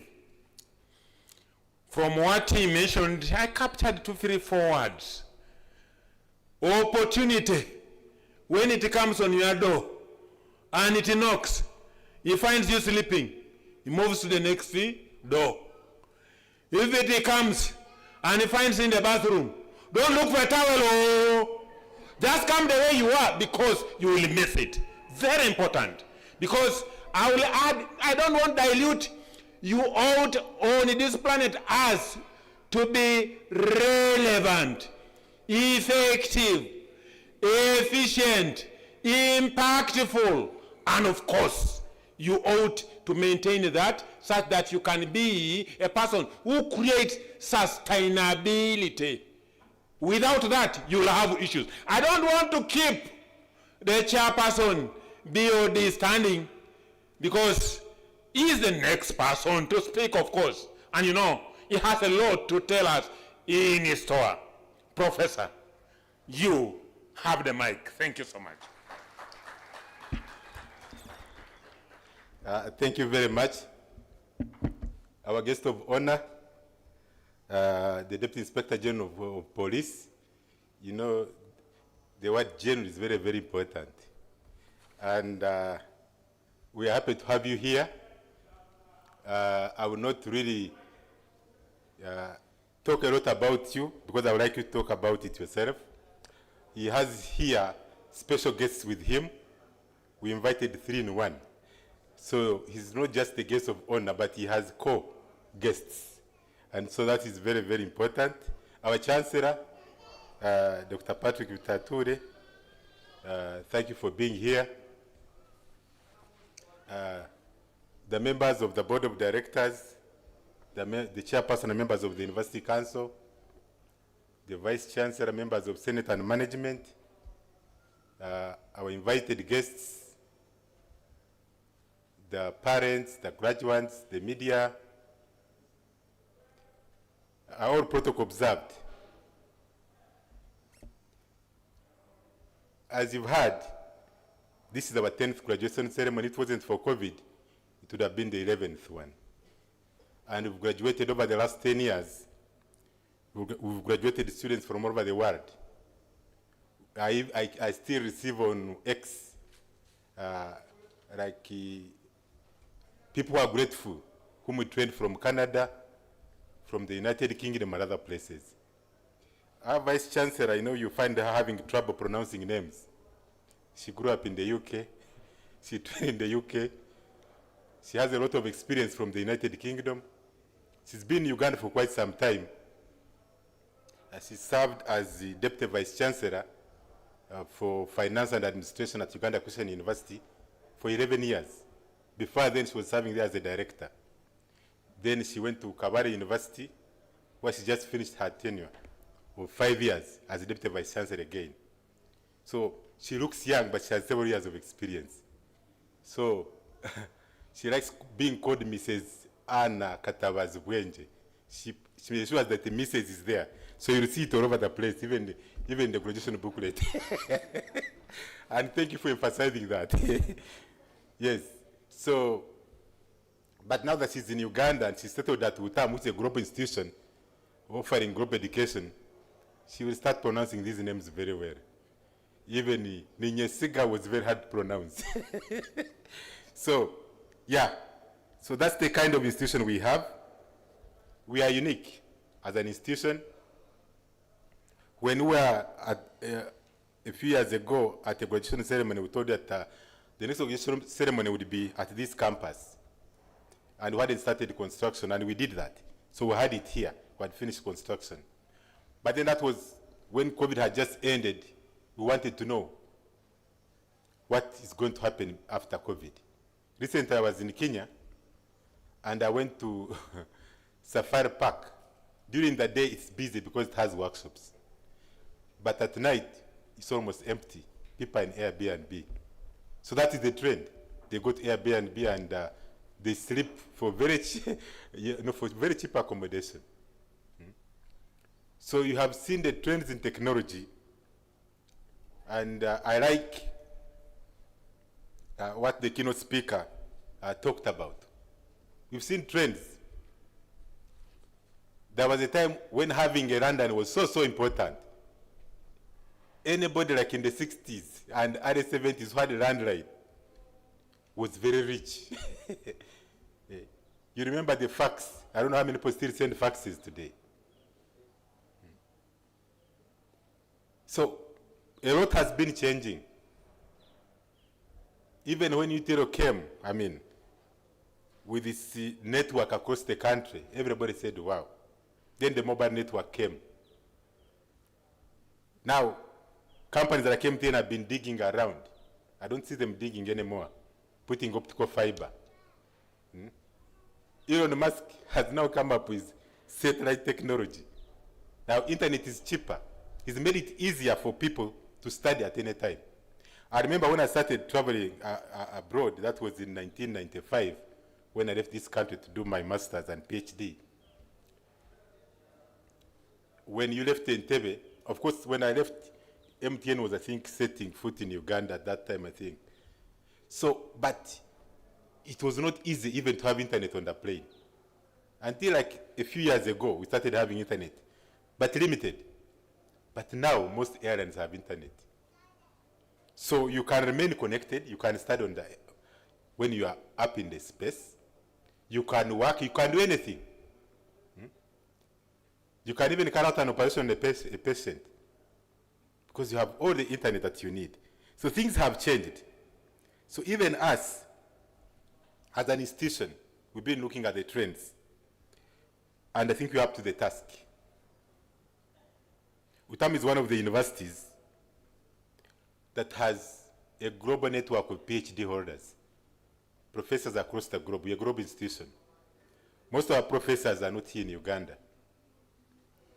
And we started that in 2012, where they can provide services online, where they can teach online, they can supervise online, they can even hold meetings online, but also have the physical faculty. And because of that, we also enabled our students to study on campus and also be off campus. The distance education we used to have at Mackay University, where students would come and pick notes and go back, then come back for 2 weeks of exams and so on, is long gone. All information is sent on your phone, on your iPad. Even the exams, you can even sit for them using your phone and so on. So, but we provide relevant quality education. And I would like to emphasize what we call him Professor Muchivi talked about, access to justice.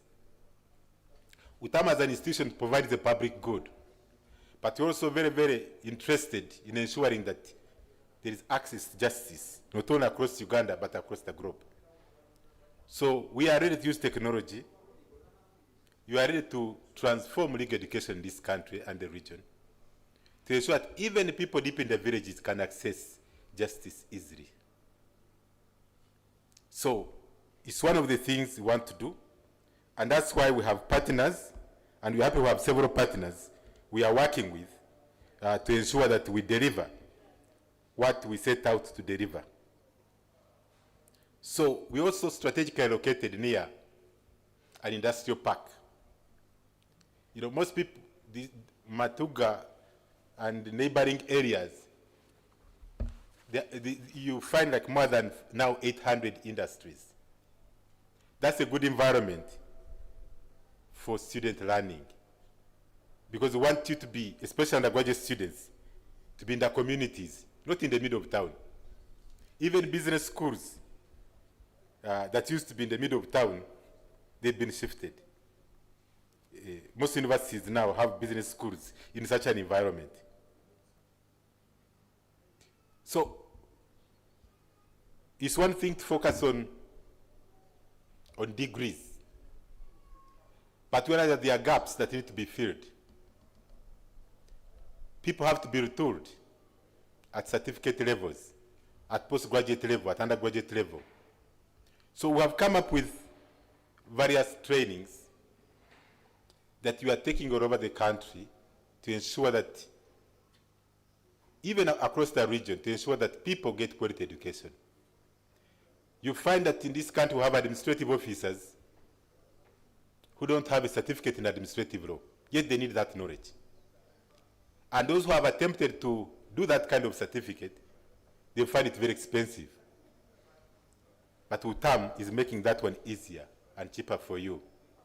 So wherever you are in this country, we are now offering you a certificate in administrative law for just 500,000 shillings only. We have also put on offer for all Ugandans, especially to support the parish development model. I was recently in my hometown in Ibanda, and then I went out to chat with people in the village, and they were saying we got parish development model money, but we no longer have it. Someone had bought goats, they were stolen at night. Even when you grow tomatoes, somebody can come and harvest at night. So they are saying, how are we going to pay back? But others also started some businesses that are really doing very well. So we felt that financial literacy and other skills, like our Bachelor of Business Administration, has an option of entrepreneurship and small business management. It also has an option of accounting and finance, another option of human resource management. We felt that people who are engaged in that can actually get quality education. And education is a public good. So we decided to offer it across the country to Ugandans for just 250,000 Uganda shillings. So if people can't study, whom should they blame? We are going to teach you from wherever you are. You don't even have to come to Kampala to sit for exams. We are using UNEB centers and the Uganda Business Vocational and Technical Assessment Board centers to conduct exams from those centers. So you don't really have to worry. All you have to do is to enroll in such a programs. Like I'm saying, universities will not just provide education. For us, we're a technology and management university, and we're a global institution. So our emphasis is in ensuring that all our graduates who are from the technology disciplines have management training. They are good managers. And our managers also are technologically compliant. That is why beginning January 2026, we've decided that our students or our graduates should not always come back to do another degree. You find people with 3 bachelor's degrees. We are saying it's no longer necessary.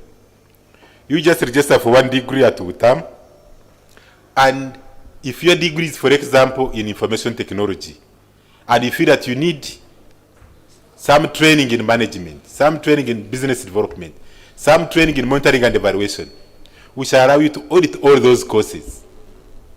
Audit them where you are still a student here. And we shall put them on your transcript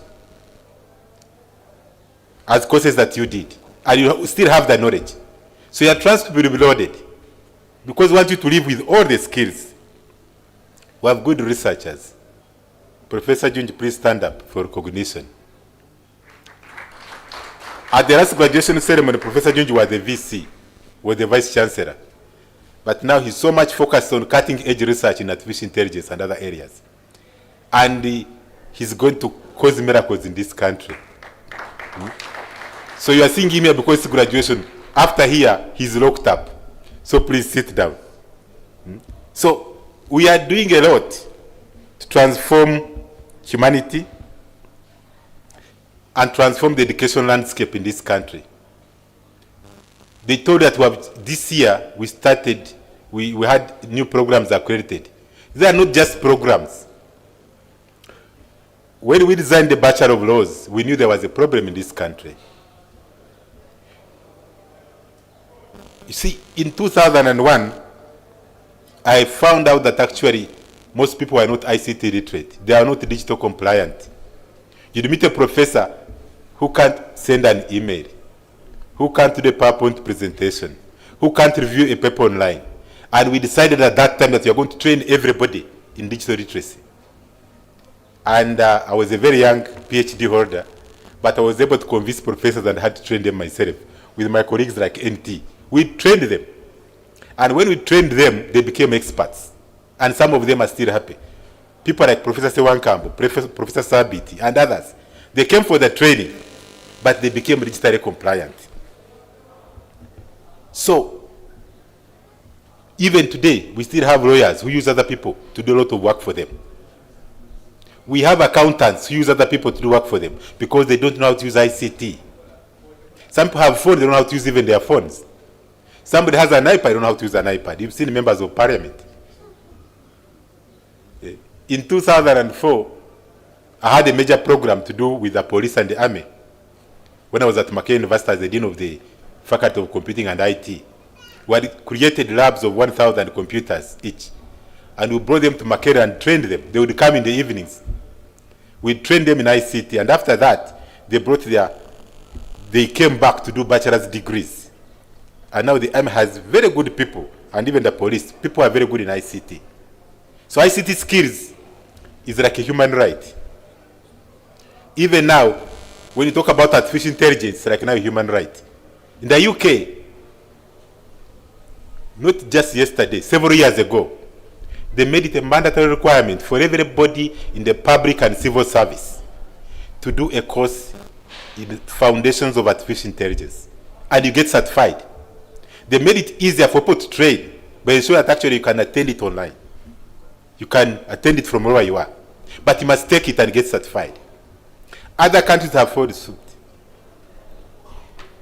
In most countries, if you are not digitally certified, like you don't have digital skills, you cannot be employed anywhere.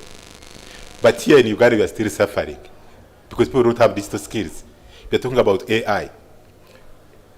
2 years ago, I was developing the strategy in artificial intelligence for fourth industrial revolution for the East African community. I asked the Secretary General of the East African community that why do you want to develop a strategy for the fourth industrial revolution? But I knew the answer. He said, but most of our countries are not even in the second industrial revolution. So how do you start talking about the fifth and so on? So we want to do that. So we want to keep lagging behind, always by choice. But at times you can leapfrog. So when we decided to come up with the curriculum for the Bachelor of Laws, we ensured that we have the traditional law courses. But also we made sure that the courses like Professor Michibi is talking about in artificial intelligence, in cybersecurity, in IT law, you know, all those courses we talk about in legal informatics that are in there, legal innovation that are in there. So that when our graduates finally finish, they started in May, so 3.5 years from today they'll be graduates. They are going to be on demand. And they are not going to be put out of work by AI, by artificial intelligence. We ensure that actually they are going to be on the mark. And it's also very, very important, as Professor Mukibi stated, that we need reforms. We need reforms. Because today, we still require physical libraries. Anything you want to do, you want a physical library, physical books, physical this. But you know, it's like we are not reading the times. Like when we are going to have the Bachelor of Laws accredited, we bought so many books, students have refused to read them. They are reading them online. But we have them. So, and when I was in Europe in 1995, all libraries were already computerized. Would rarely go to to pick the physical books. We are reading the books on our computers. Then, in 1995, they already computerized it. And we're getting up-to-date information. So, these are areas we need to reform. And it's like across the curriculum. I mean, if a country like UK, like South Korea, like United States, Canada and others, are training everybody who's working in the civil service in artificial intelligence, the foundation of artificial intelligence. They also live with the digital skills. Then why should we be having graduates leaving universities like UTAMU and others without digital skills, without AI skills? So, that won't happen anymore. We already had that roadmap. So that Bachelor of Laws is a program I encourage all of you to do, even those who already have degrees. But we also have a Master of Laws, where we have ensured that people who already a Bachelor of Laws can come and we actually give them skills that can actually make their profession very attractive. We have like a specialization of intellectual property and IT, or information technology law, that is going to train the next judges and justices. Because you need to lead from the top. We're also going for those already holding those positions to train them through our partnership with the judiciary and Uganda Law Society. Because if people are holding the offices, we should find them there and train them. But when they exist those offices, then there should be those who are ready with the skills to take up those offices. And I think UTAMU is positioning itself for that. But we also know that everybody needs artificial intelligence training. So in addition to our programs at bachelor's level, like where we have a Bachelor of Science in Computer Security and Forensics, where we are teaching information security, cyber security and others, we have also launched a Master of Artificial Intelligence and Data Science. And this is a deliberate program because we have provided foundational courses on that program, on that master's program. So any graduate can come and do that program. It's like when we introduced Bachelor of Information Technology at Makerere. They said, IT, how can everybody do it? We said yes. Those who did literature, who did Uganda, they did it.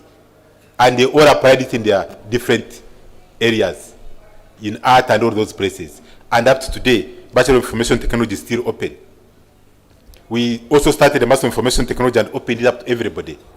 And I can assure you that people with a bachelor's degree have done it and it has made wonders for them.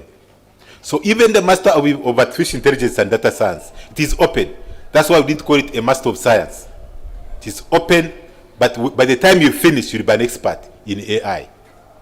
You can apply AI in any sector, whether it is in security, whether it is in defense, whether it is in education, whether it is in finance, whether it is in banking, whether it is in the legal profession, yes, you'll be ready. So I don't really want to speak for long. I don't like speaking for long.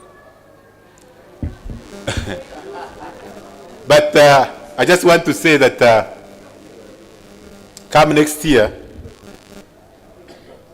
we have decided that we don't want you to come here once, you'll come here twice. In the third week of May and the third week of November, we shall have graduation ceremonies. So that every 6 months, you can graduate. But also, we have realized that actually things have changed. We are going to do the painful thing, because for us you are pro people, pro students. But we're going to do the painful thing and slightly increase your graduation fees so that you can now be able to get 2 TV stations to do live coverage of your graduation ceremony. Because our students are in Nigeria and South Africa, they want to be on DSTV watching. You are streaming for them right now, but want to give those an opportunity for TV.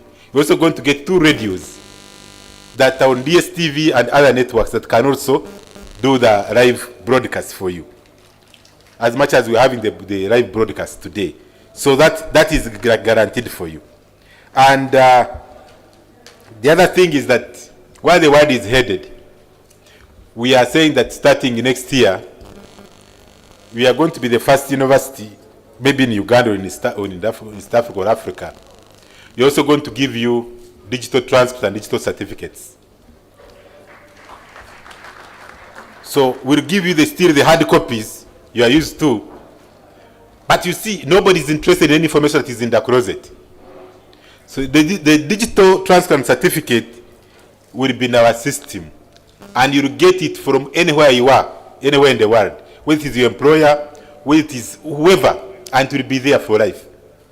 But the hard copy, you'll still have it. As our student, you'll have access, permanent access to that database where your digital transfer and certificates are, so that you can access them anywhere. And even those who want to verify whether we are graduated from UTAMU, they will just go to our system and they will verify from there instantly. But you have to give them the access yourself.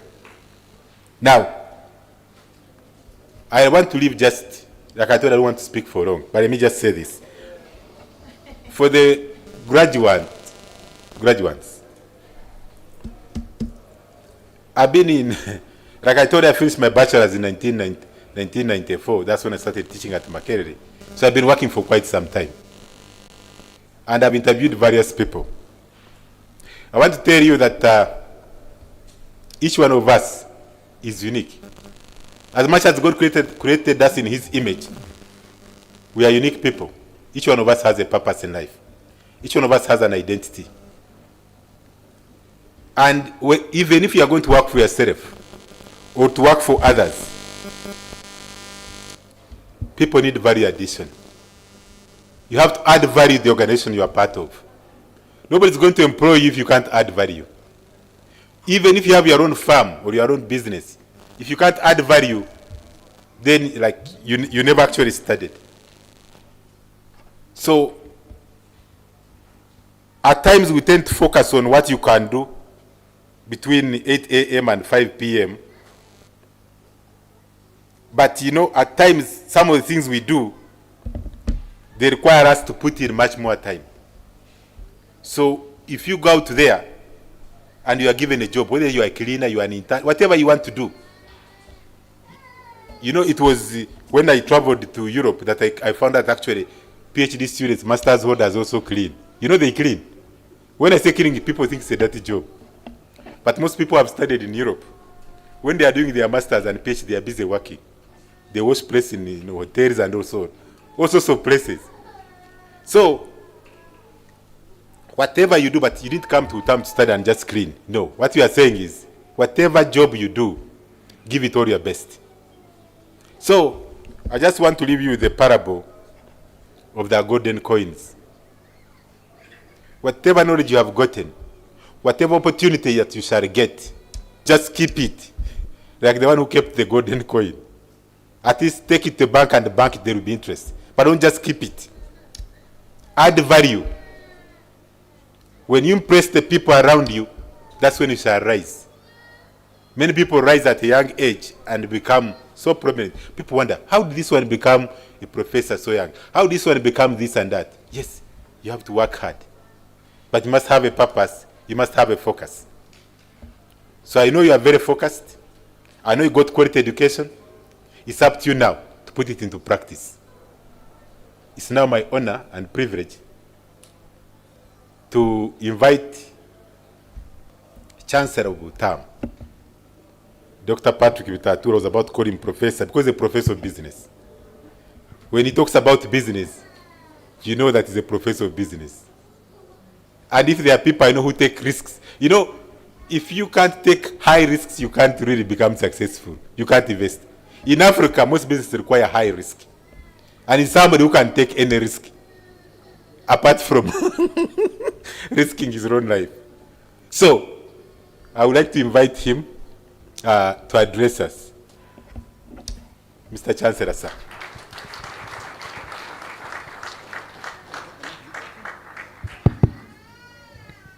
Thank you, Professor.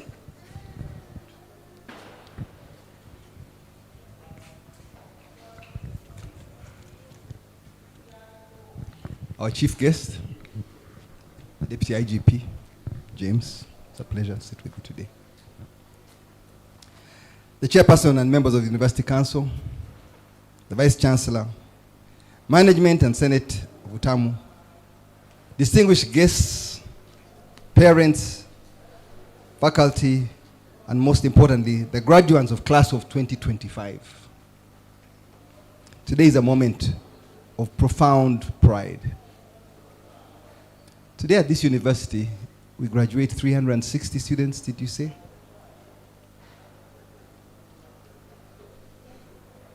In 1979, the Idi Amin regime collapsed. In 1981, I was at Makerere University. 1981. Some of you are not born. Most of you here were not born.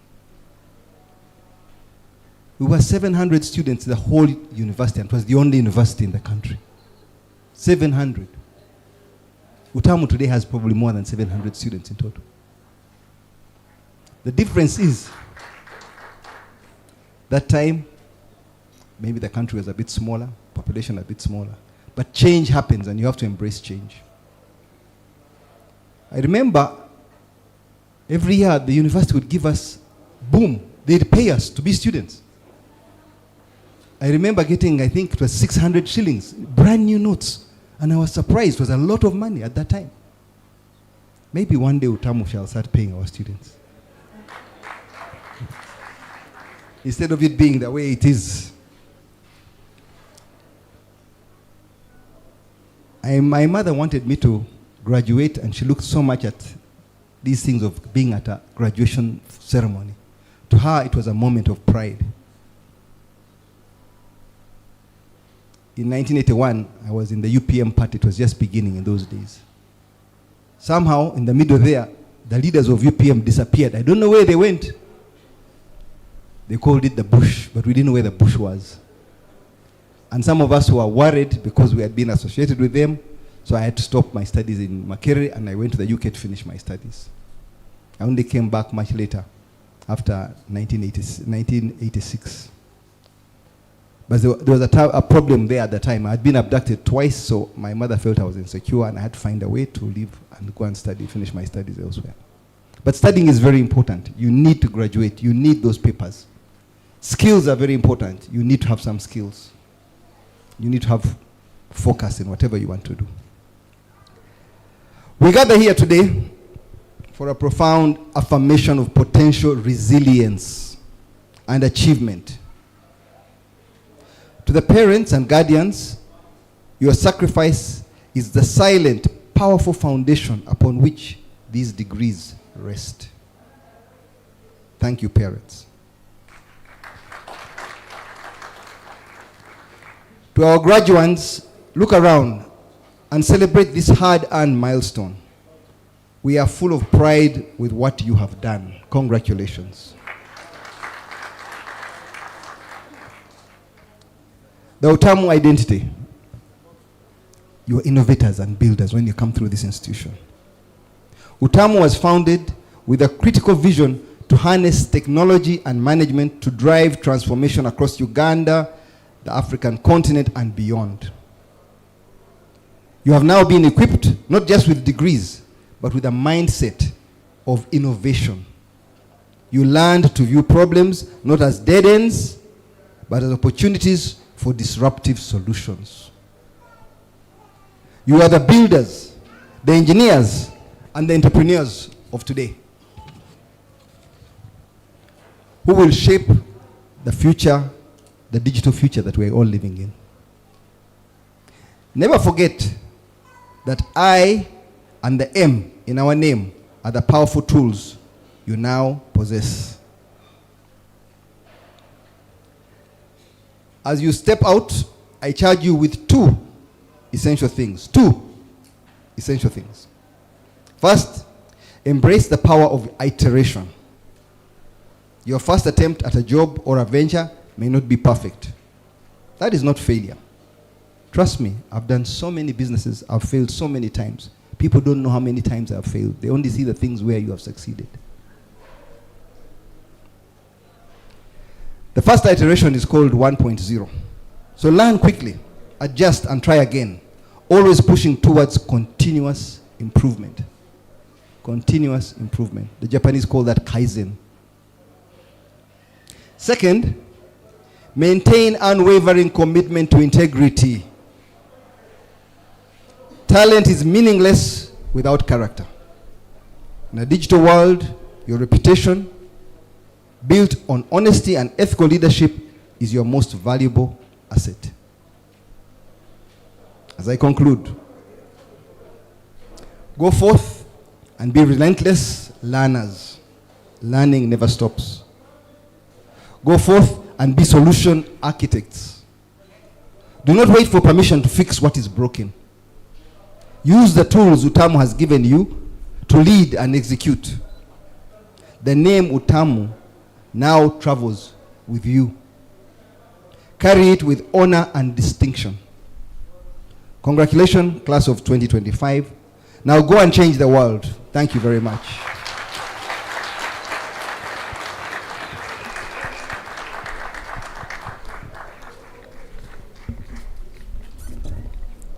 That's how it strikes deals. With the business, you don't waste time. Our guest of honor, it's now my singular honor and privilege to invite you. And by the way, before he comes here, I'm looking for a designer, whether it is from Nigeria or other places. We want to change our gowns. You know, most of these things we inherited them from the colonial times. But when you look at how we dress in these coats and so on, we want to have something unique, something African. That is something that depicts African culture. If you were out there and you are good at design, please, we want you to come and we'll give you a tender to design our next gowns. So next year, 2026, we want to put on something unique, something African, and you like it. These colors will still remain, but we want something that is so nice. Because he inspired me today when we told him, say, but you look so nice. Do you need this? He said, no, I'm going to remain in my uniform. So that's good. You can see we are blending so well. So please, our guest of honor, it's my singular honor and privilege to invite you to come and address us and also introduce the guests you came with. I thank you.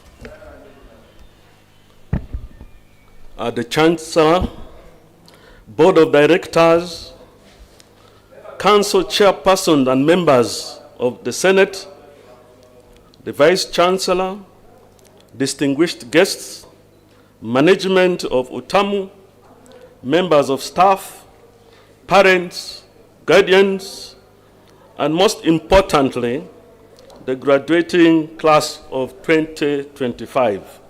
Good afternoon. I am deeply honored and privileged to stand here today to join you as we celebrate yet another milestone in the life of this great institution, UTAMU's 10th graduation ceremony.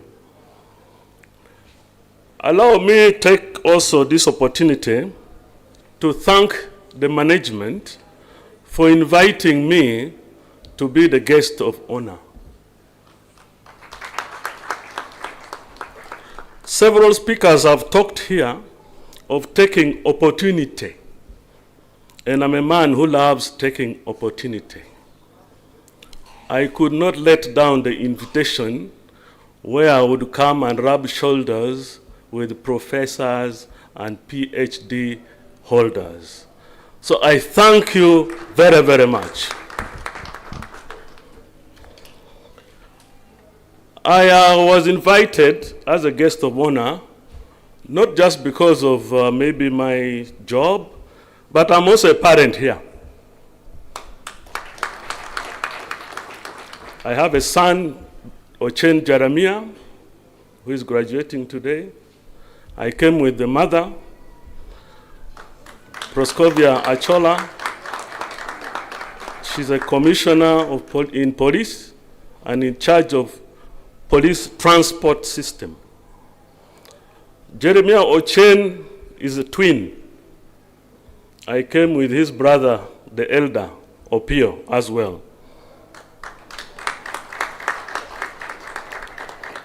So we value education, and we think both parents must be involved when raising up their children. That's why we are here, all of us. And I thank the Vice Chancellor for emphasizing the word Mrs., because it's very, very important when you are a parent and as an adult. Many of you may not know me, but I come from a humble background in Amuru district, Atiak sub-county, Pufonya parish. I did my education at Shimoni Demonstration School. Later on, I had a stint in Gulu High School, but the war, like the Chancellor said, disrupted many of us. I came back to Kitante Hill Secondary School. Then later I went to Satito Winnie SS in Hoima, where I made it to University, Makerere University. That was in 1990. So I have a lot of cohorts here. I hear the chairman, board of directors, I think even the chair council. And even, I think we followed you, the chancellor. So we enjoyed the time we were at the university. But me, I wanted to be a lawyer, but I loved fine art. So I might take that request of designing. But I may not, because I'm already working. I need to give opportunity to others to make money. So from Makerere University, I got a first-class degree in fine art. But like previous speakers have already said, the world is not straightforward. There are a lot of curves, hills, and valleys. So I found myself in the police, and I had to divert to planning and management. And that is where I've been building my career to where I am. So today is not just a celebration of academic achievement, it's a moment of transition into a world transformed by technology at a pace unprecedented in human history. We are living in an era where artificial intelligence now assists in decision-making. Blockchain redefines trust. Quantum computing challenges the limits of computation, and cybersecurity has become as essential as the air we breathe or the water we drink. These are not distant abstractions, they are realities that will shape all our careers, communities, and our collective future. Therefore, today we are graduating a generation that is already shaping Uganda's next chapter, a chapter defined by technology, security, and transformation. Now, how does technology blend with security? In the past, security was viewed largely as a physical presence or any form of dressing, such as uniforms, boots, or even carrying a gun by security personnel. But today, the landscape has completely changed. It has transformed because it is intertwined with technology. You have heard His Excellency the President on several occasions talking about us as Ania Mlabye Ko. I hope you understand. Because investigations was based on, the traditional, and it was not fitting into the current. And that's why he felt it necessary that for the security agencies to move in tandem with the changes in technology, we need to come up with anti-crime infrastructures. And that's when we started establishing the CCTV network infrastructure. We have been told here about the landlines. Indeed, those days communication was very, very difficult. I don't know how it was managed, because we used to have the landlines you have talked about. We used to have post office. I believe some of you have now forgotten post office. You remember because it still has a wing of the bank, but it still exists. Post office system. So all these have now changed, and we have to embrace the change. Now we have things such as digital communication and cyber threat management. We have data-driven policing and intelligence systems. We have smart surveillance and emergency response tools, financial security through digital identity and fraud detection, cross-border crime managed through advanced technological coordination. In this era, the traditional and the digital no longer exist apart. They are one. So security is technology, and technology is security. The world you are now joining, dear graduates, the world you are entering is fast-moving, competitive, and global. But it is equally full of opportunities for those who dare to innovate and uphold strong values. Recently, I was watching a clip from China, the 138 Canton Fair in Banzhou. They're talking about futuristic production and robotics. So you can see where the world is now going, and you are joining that world. So for you to be part and parcel, you must upscale the level of innovations. The world now needs cyber security specialists who can protect critical infrastructure. The world now needs data scientists who can interpret trends that inform national safety. We need engineers and ICT experts who develop secure digital systems. We need ethical leaders who understand that technology must serve humanity. And then we need creative thinkers and entrepreneurs who design solutions for our local challenges. We have already been told here that every field, whether you studied business, whether you study IT, public administration, agriculture, hospitality, tourism, engineering, or management, has a direct or indirect impact on national security and development. I was one time in Rwanda, and the students were demonstrating to us how to improve agriculture through irrigation. So they came up with an app that supports farmers. So that app, once you load it and you have an irrigation system, you just set the time.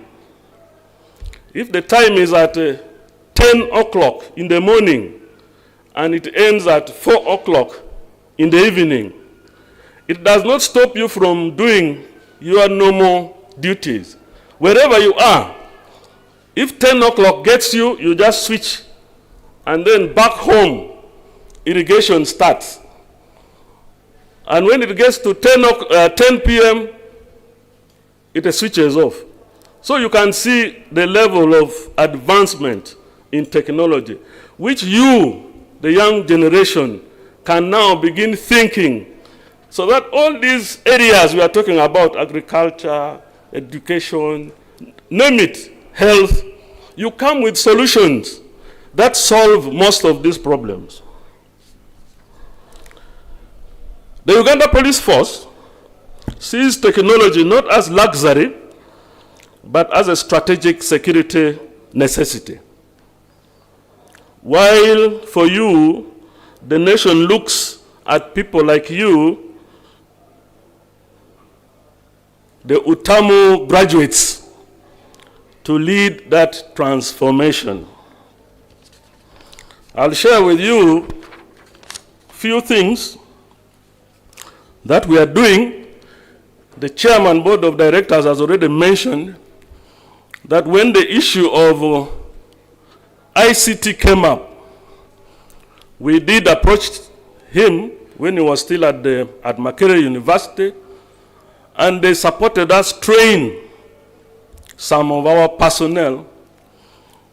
And right now we have almost 25 software developers in the Uganda Police Force.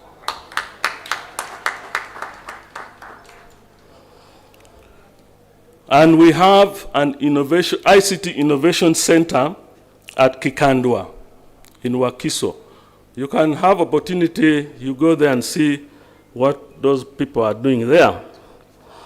We have the CCTV network infrastructure, which is helping us fight crime.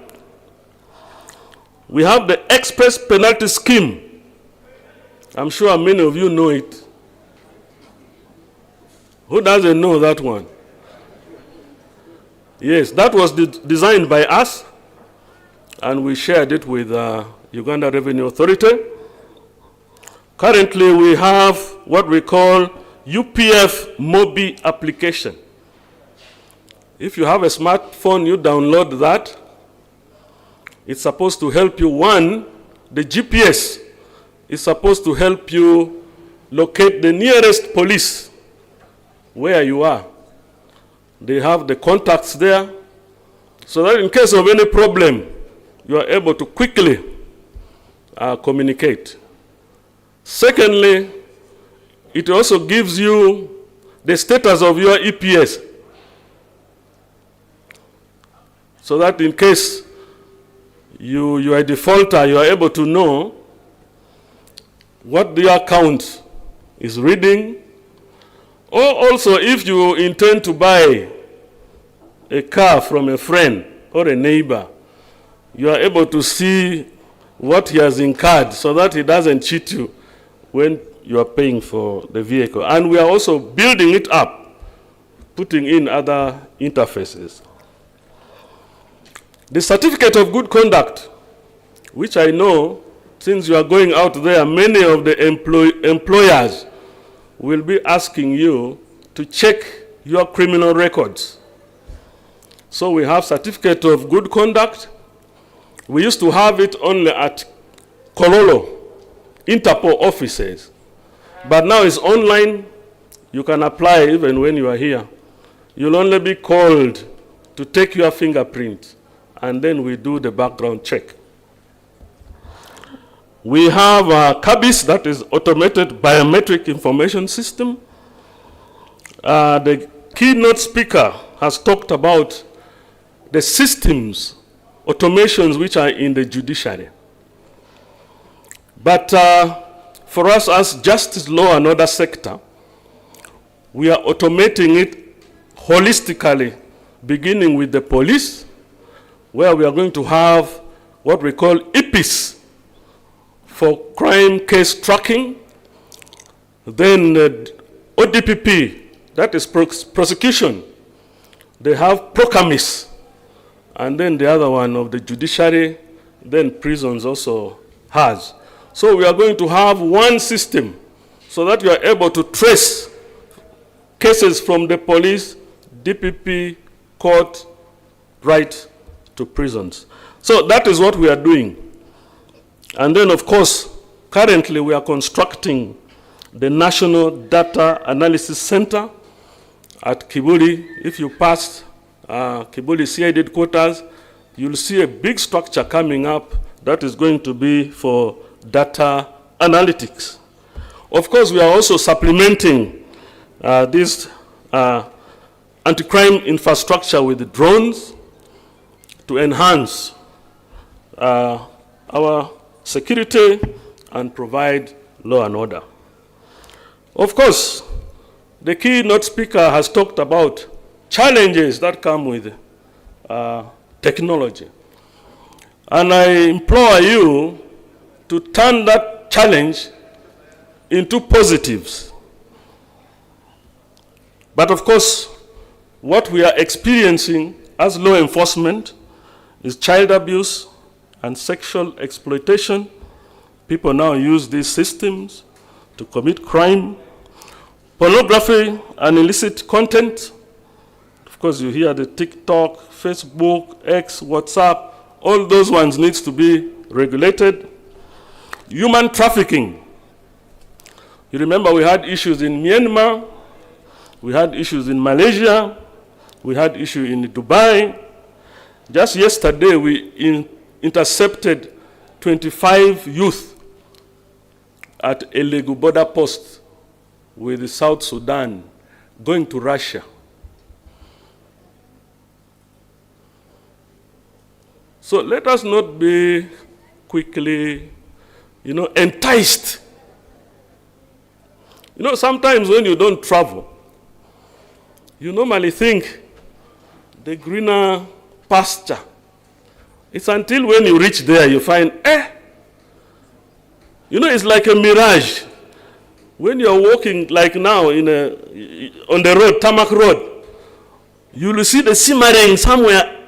You say, that must be water. Then if you are thirsty, your urge, because you are approaching it, your urge now develops. But when you reach that same spot, you find there's nothing.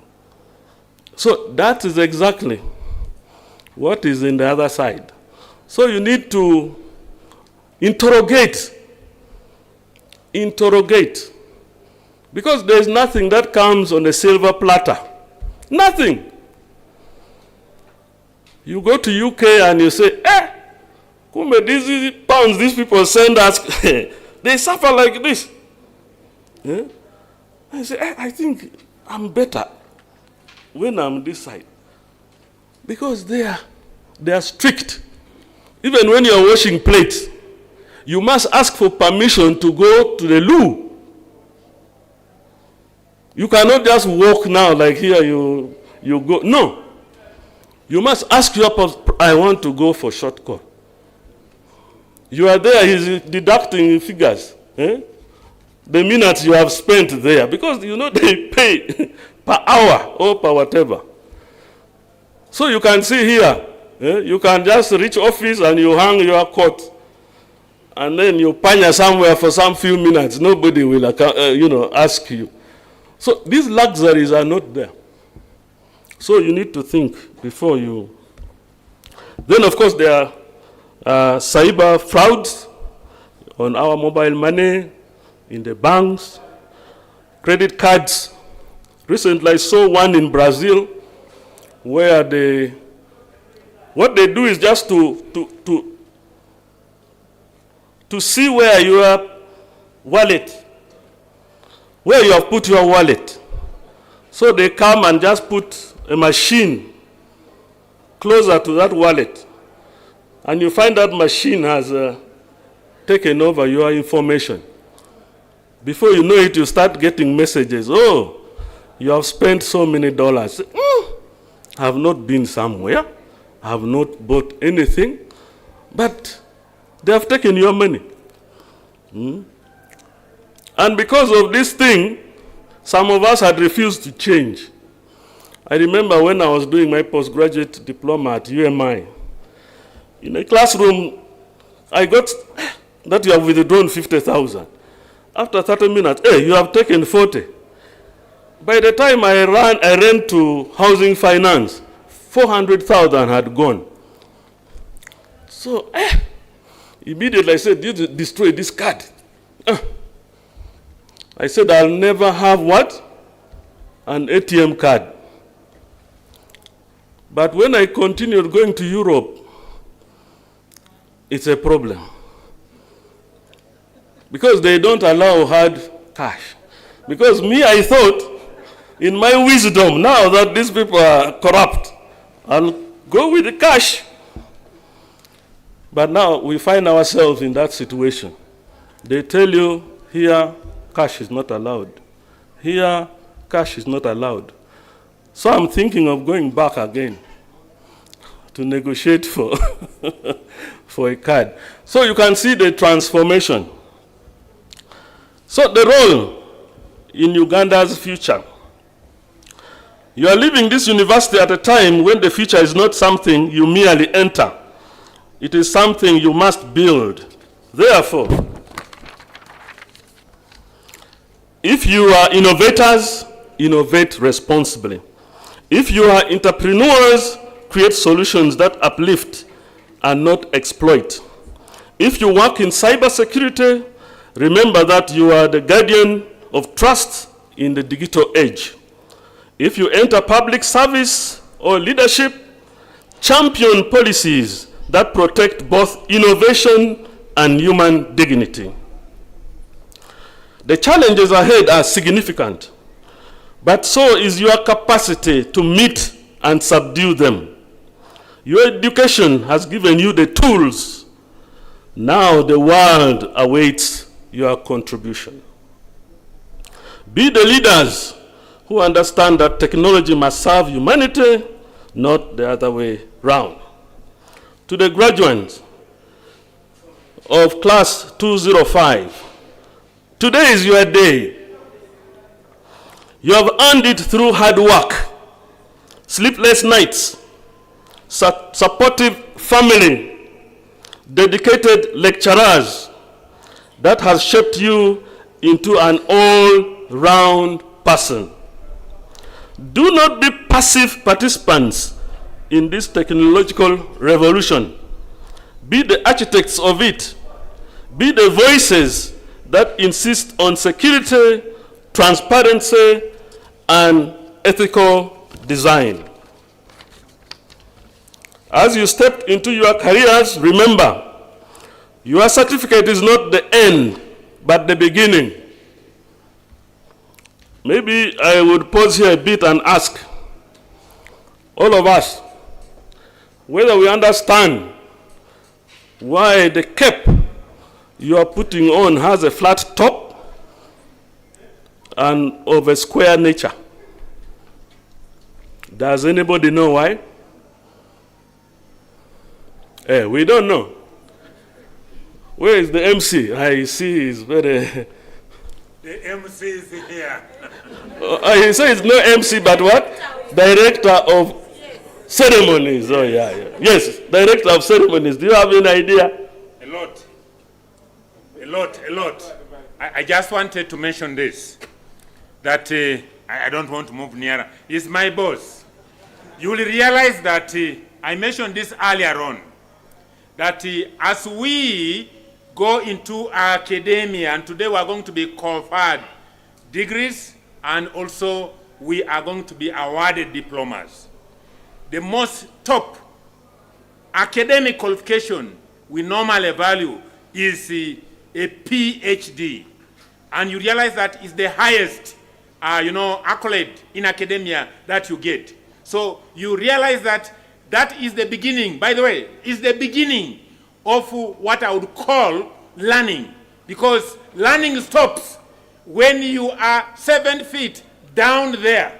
So it does not mean you stop there.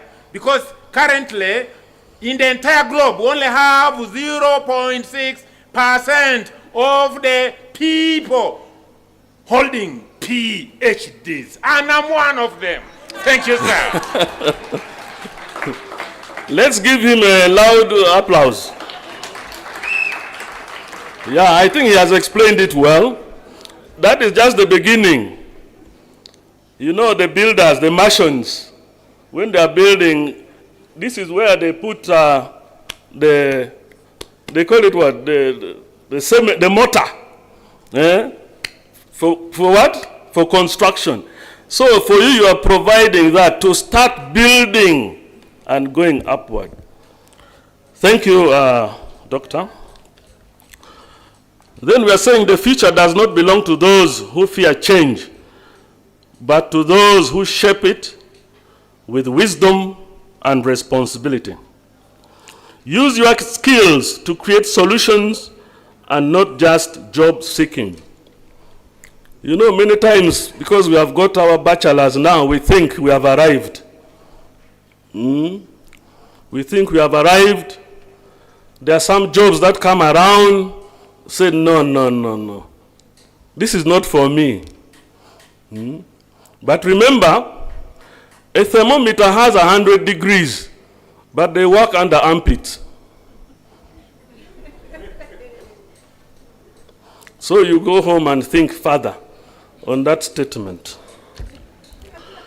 May you go forward boldly, innovate ethically, and protect the digital world as we all depend on.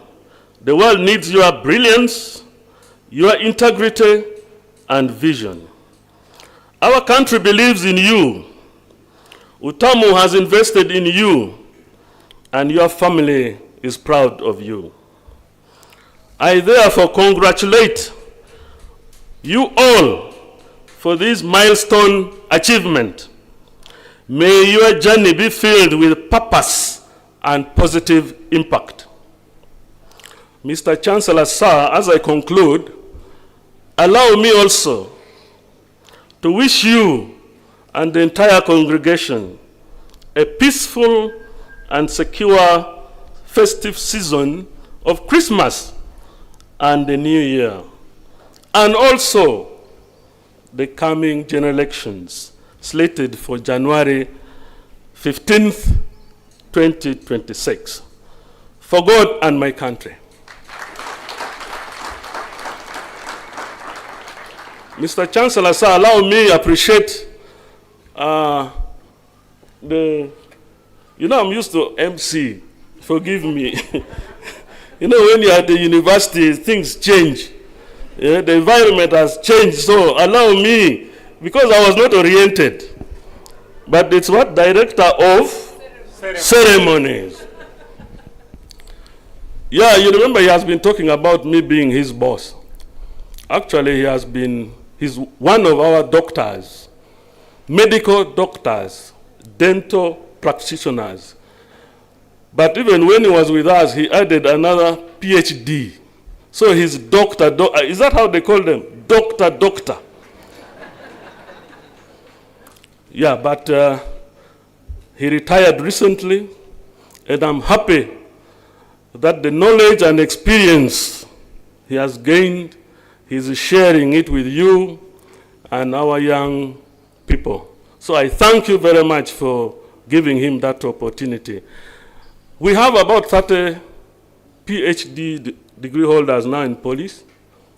I'm one of them. Mine, of course, was because of, they say it's humanity, but I'm a doctor also. Yes, I'm a doctor. I was given by ZO, Faith Theological College of the USA. I think they looked at my profile because I was one time a UN peacekeeping mission person in the country of East Timor, that is closer to Australia, where they had a lot of, instability. So we were there for some work, restoring peace, order, and law.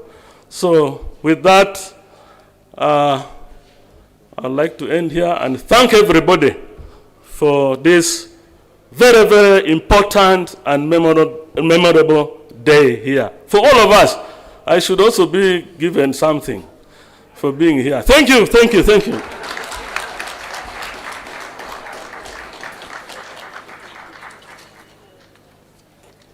Asante sana. Thank you so much. Afande, you have inspired us. I don't have words to add. but I want to be very honest. I think for many of you who have had all the presentations and the guidance support that we have gotten from our speakers, I think we have learned a lot. Because the previous 3 speakers, they were speaking about change, they were speaking about how to manage risks, they were speaking about how best we can innovate and be creative, which is very important. Now, parents and guardians, it is now the time for us to be able to listen, whether or not the tuition we have been paying has been impactful. But before I invite the deans and all those who are supposed to be reading the names of the graduates such that they are conferred the degrees and other, academic qualifications, I wanted to say this to our parents and guardians. My boss mentioned it, that he has been in planning and research for a very long time, meaning the forces, Uganda Police Force has really been, something that he has done a lot in order to make the police what it is. But of course, I want to tell you this, that he is also the chairperson of the steering committee of the Doctrine Development Committee that was, initiated quite recently. It was started in 2015, then eventually it is ongoing. And I'm the secretary of that committee. I'm also very proud. Maybe you could also clap for me. Thank you.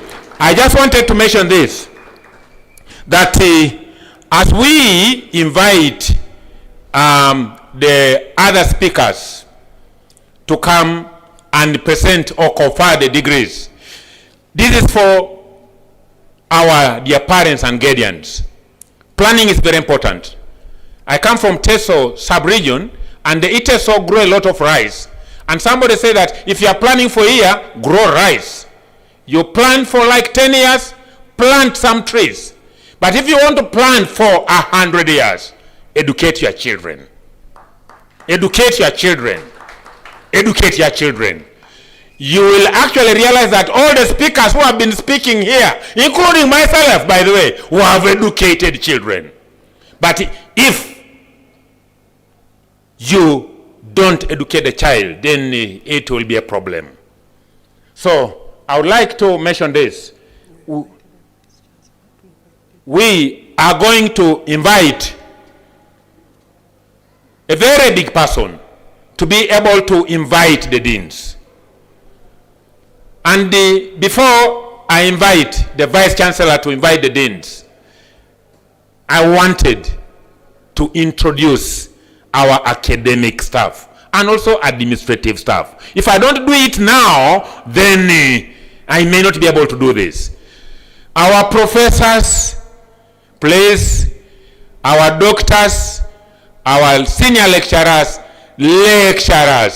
please, stand up for recognition. All of us. The academia, these are the individuals who have imparted knowledge, skills, and even competencies to our daughters and sons.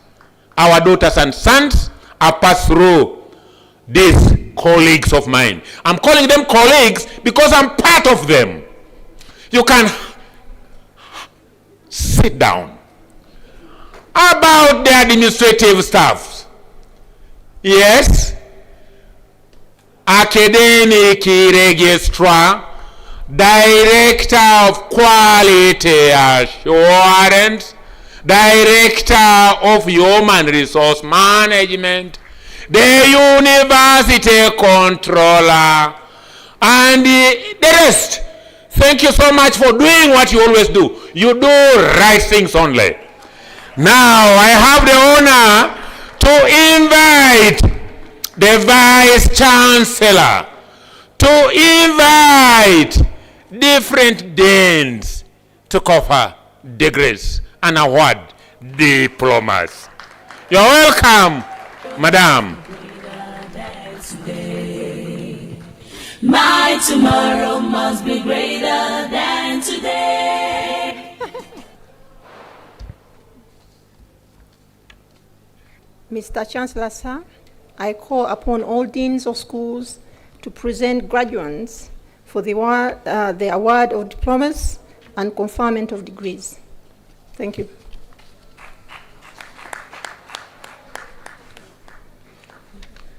I beg your pardon. Let's start with business.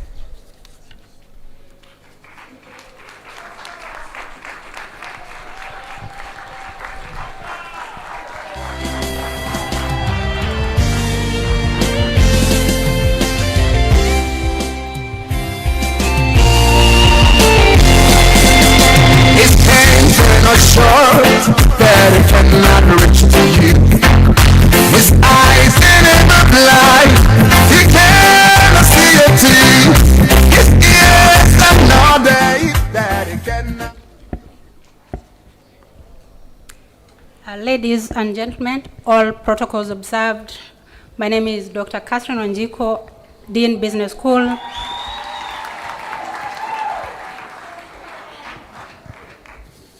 And I'm here to present the graduates.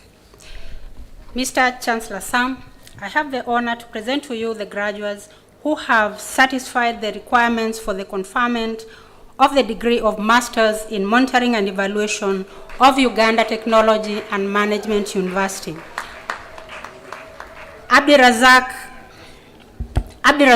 Yusuf Ali, Abdullahi Yasin Abdule, Adesin Ojet Dirin Tosin, Adong Joan, Habo Grace, Aleku Rolex, Alinaitwa Alex, Alobia Patrick, Amoko Joseph, Amuda James Coppers, Arizinoa Aneta Lois, Asianzu Peace Beatrice, Deborah Daniel Masunga, Domela Makoa Eric, Enriaku Roy, Beadu James William, Hamdi Abdullahi Hair, Ibrahim Lexon Sakikula, Kafunga Naom, Kahwa Joseph,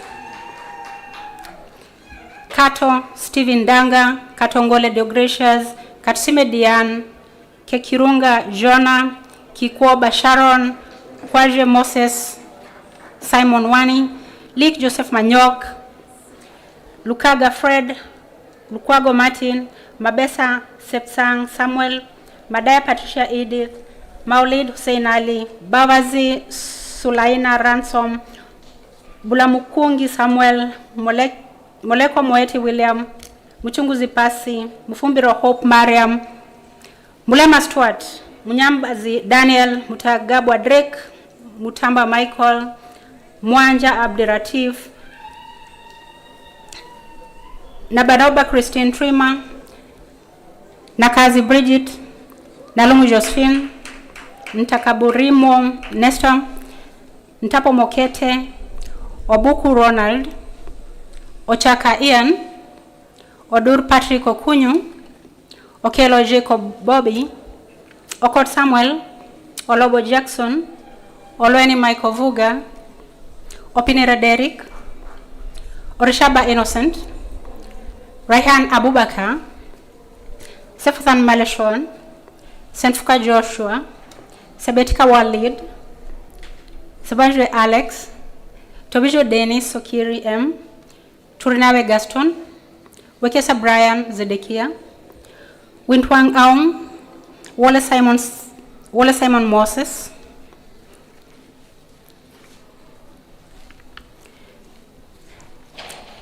Mr. Chancellor Sir, these are the students for Masters in Monitoring and Evaluation.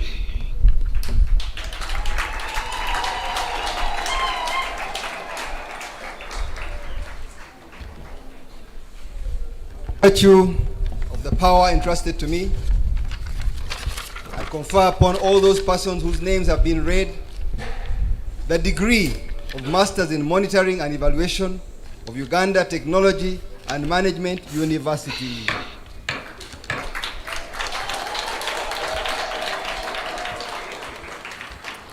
Congratulations.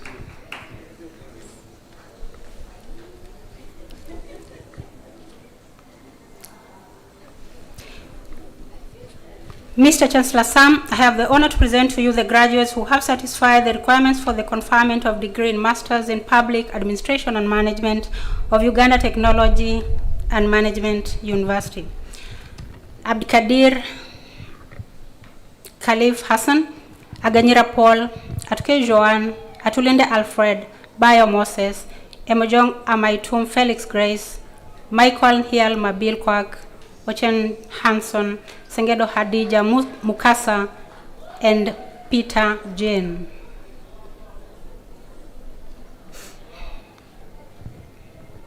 By virtue of the power entrusted to me, I confer upon all those persons whose names have been read the degree of Masters in Public Administration and Management of Uganda Technology and Management University.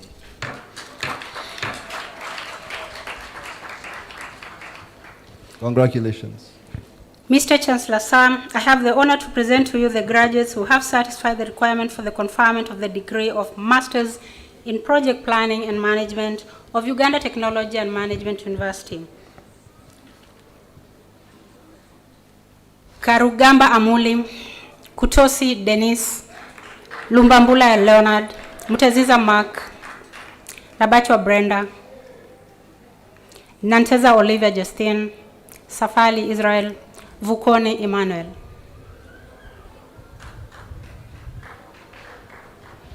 By virtue of the powers entrusted to me, I confer upon those persons whose names have just been read the degree of Masters in Project Planning and Management of Uganda Technology and Management University.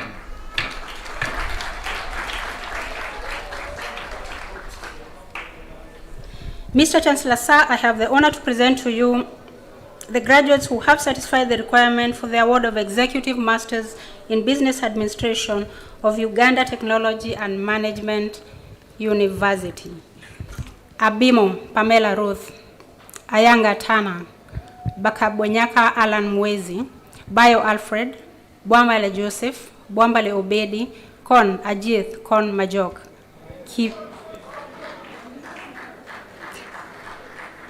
Kimpaye Jacqueline Mtinte Mukiza, Maina Peris Wanjiru, Mwesigwa Ronald, Nabwire Bridget, Ntambi Charles Bandi, Ochen Jimmy, Ondogo Danish, Cherura Edith.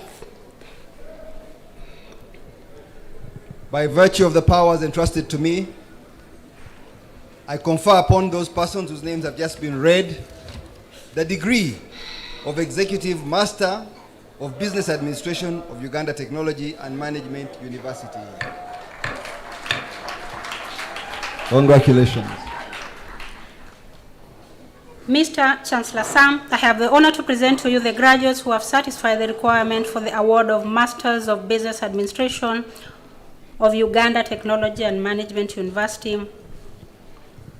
Achan Elizabeth Lambogo, Alex Bangawa Lusimbi, Amedel Mary Stella, Christine Lai Samuel, Ikwe Lilian, Loikiling John Lopeo, Mabil Majok, Maggie Gilbert George, Mugisha Darius, Simayu Landu James.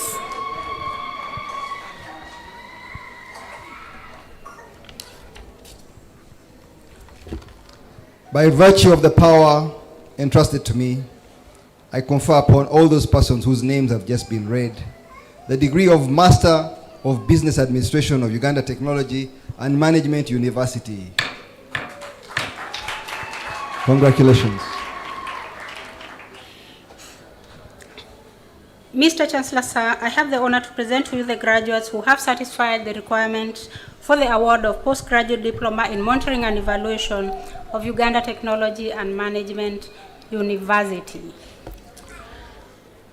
Abiro Brenda, Adepo Jacinta, Agaba Gerald, Ahabwe Grace, Aleru Rachel Andama, Aliru Sharon, Ankunda Denise, Apio Esther Henry, Atamati Sam Eric, Ndebe Godwin, Dralelu Paula, Ekoda Francis, Endiaku Roy, Epuonu Emmanuel, Ezatiru Sharon, Gatbel Chot, Gulabo Ronald Emmanuel, Gumbe Dennis, Hamdi Abdullahi Hayir, Richard Happy, Lasoa Mojabeng Christina, Katsime Diana, Kia Kirunga Jona, Kelai Barbara Fiona, Kona Jith Kon Majok, Kivumbi Timothy, Kizire Joanne Priscilla, Koboji Emmanuel, Konga Scovia, Kozoa Lilian Mawa, Huena Mapuleng, Leek Joseph Manyok, Lele Janet, Lerotholi Swaki, Levi Leon Anihinikuo, Lual James Bak, Lutwama Andrew Peter, Lydia Nafula Sawenja, Majumba Apollonian, Molahi Letlatsa William, Mukama Alex, Munduru Winnie, Mutagabwa Drake, Mzora Ikras, Mwaijande Francis Aaron, Nakandi Lydia, Namatovu Catherine, Namulondi Christine, Nandege Sandra Berinda, Nayenda Eli, Nyesinga Alan, Jambuliso Ronald Lamini, Ochira Ronald, Adong Vincent, Okot Samuel, Oleo Marlene Paul, Omodo James, Onen Emmanuel 1, Onel Emmanuel 2, Opolot Isaac Gideon, Pulling Rabon Pulling, Ruben Garang Guy Deng, Sebiela Isaac, Sefothan Maleshwan, Sekungu Joachim, Takana Mary, Tegopamungu Julius, Tibasima Jacqueline, Tobijo Dennis, Webuyele Ben, Warom Solomon, Wezekia Brian, Zedekia. By virtue of the power entrusted to me, I award all those persons whose names have just been read the postgraduate diploma in monitoring and evaluation of Uganda Technology and Management University. Congratulations. Mr. Chancellor Sam, I have the honor to present to you the graduates who have satisfied the requirement for the award of postgraduate diploma in monitoring and evaluation of Uganda Technology and Management University.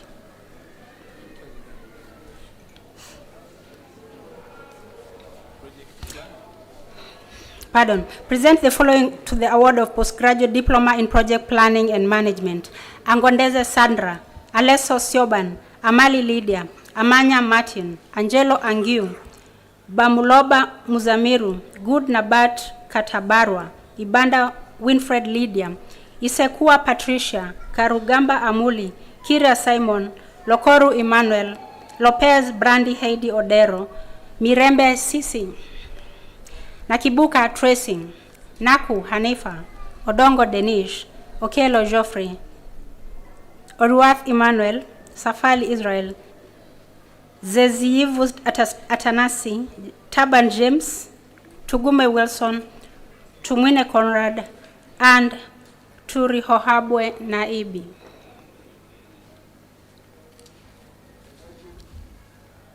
Mike. By virtue of the power entrusted to me, I award those persons whose names have just been read the diploma in project planning and management of Uganda Technology and Management University. Congratulations. Mr. Chancellor Sam, I have the honor to present to you the graduates who have satisfied the requirement for the award of postgraduate diploma in public administration of Uganda Technology and Management University. Abashaba Agnes, Adam Shamila, Ariko Harriet, Karugamba James, Mutegeki Patrick, Nabunya Annette, Ochen Hanson, and Wanjala Isaac. By virtue of the power entrusted to me, I award all those persons whose names have just been read. It appears most of them are online. The postgraduate diploma in public administration of Uganda Technology and Management University.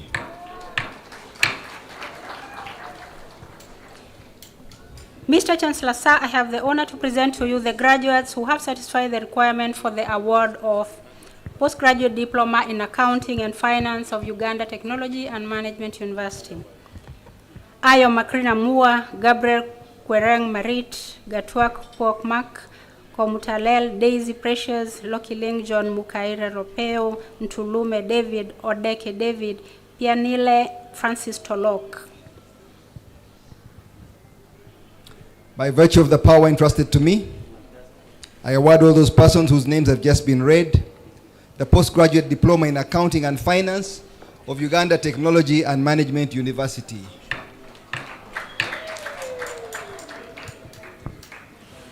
Mr. Chancellor Sam, I have the honor to present to you this one graduate who has satisfied the requirement for the award of postgraduate diploma, institutional management and leadership of Uganda Technology and Management University, Tumwesije Charles.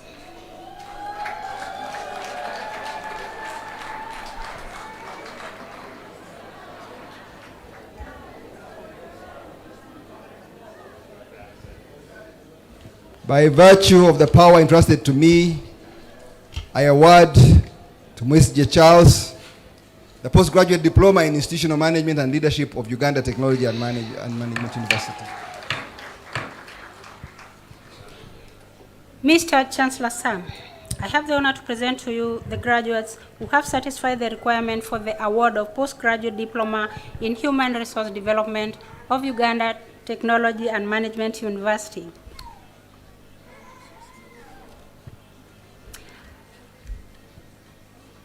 Asirokan Josephine, Kayendeke Christine Jean, Kabeba Henry Mutara, Namayanja Gloria, Nasuna Betty Jangwe, Wamunza Loretta.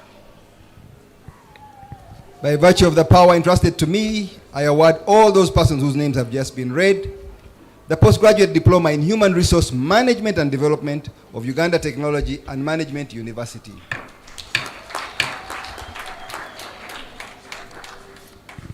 Mr. Chancellor Sam, I have the honor to present to you the graduate who has satisfied the requirement for the award of postgraduate diploma in project financial management of Uganda Technology and Management University. Gatwek Malif Care, Nabire Miriam, Kamaya Ainda, Tarapwe Lilian Mawa. By virtue of the power entrusted to me, I award all those persons whose names have just been read the postgraduate diploma in financial management of Uganda Technology and Management University.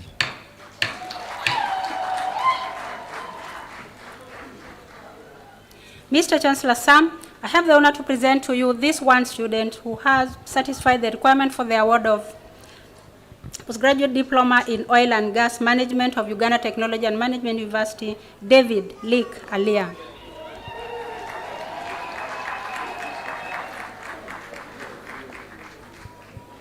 By virtue of the power entrusted to me, I award David Lee Alia the postgraduate diploma in oil governance and management of Uganda Technology and Management University.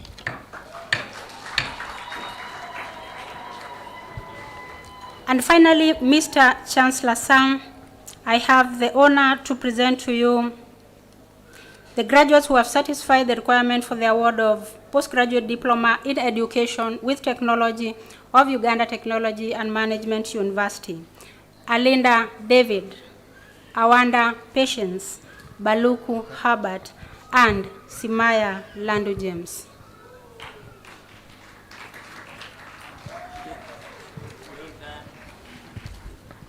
By virtue of the power entrusted to me, I award all those persons whose names have just been read the postgraduate diploma in education with technology of Uganda Technology and Management University.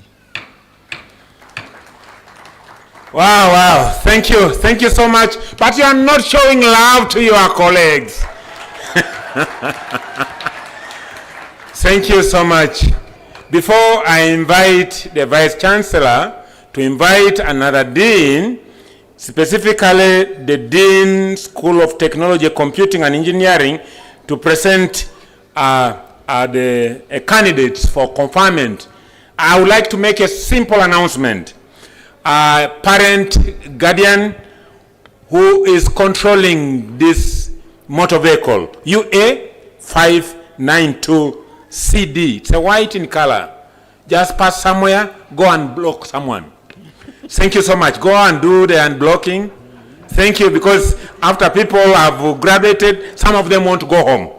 So please, do the needful. But definitely we are looking at issues of getting academic qualification, definitely, and you go and change the attitude.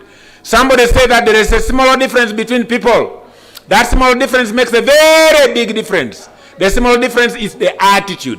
The big difference is whether that attitude is positive or negative.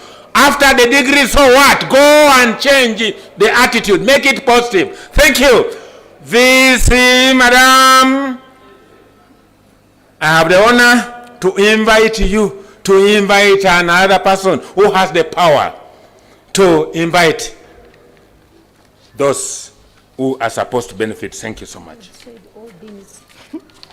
Okay. Mr. Chancellor, sir, I call upon the Dean of the School of Technology, Computing and Engineering to present graduates for the award of diplomas and conferment of degrees.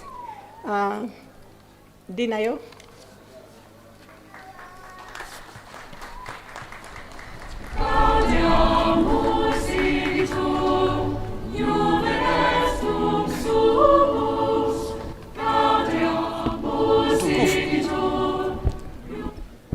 Good afternoon. I am Dr. Philip Ayo. I'm the Dean, School of Technology, Computing and Engineering.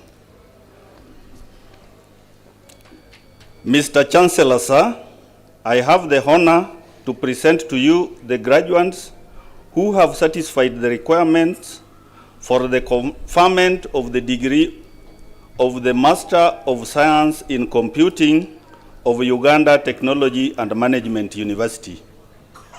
Abut Faith Irene, Achan Evelyn, Adongo Vicky, Aina Mazima Yoas, Akankwasa Brian, Draku Job, Kasauli Faik Bawonga, Kayondo Francis, Chibago Remiko, Maloba Isaac, Mukama Alex, Nalwoga Hafswa Kato, Namutebi Natasha Kotinho, Okori Barbara, Okot Polycarp, Omony Fred, Tabiruka Martin, Tumuronde Emmanuel, and Zimula Rajab.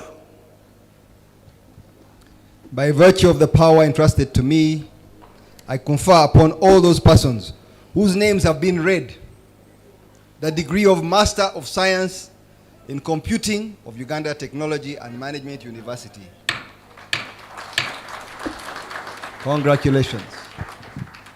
Thank you. Mr. Chancellor, sir, I have the honor to present to you the graduates who have satisfied the requirements for the conferment of the degree of the Master of Information Systems of Uganda Technology and Management University.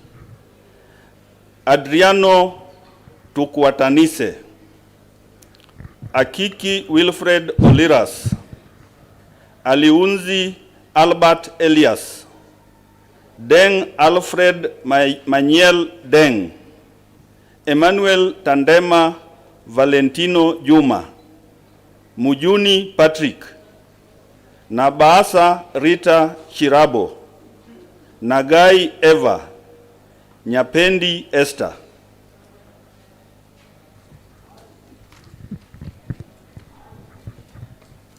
By virtue of the power entrusted to me, I confer upon all those persons whose names have just been read the degree of Master of Information Systems of Uganda Technology and Management University.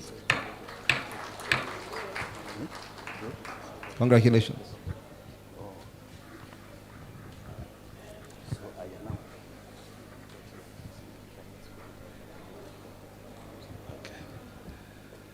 I'm guided that ladies should not take off their caps when you are coming in. Thank you.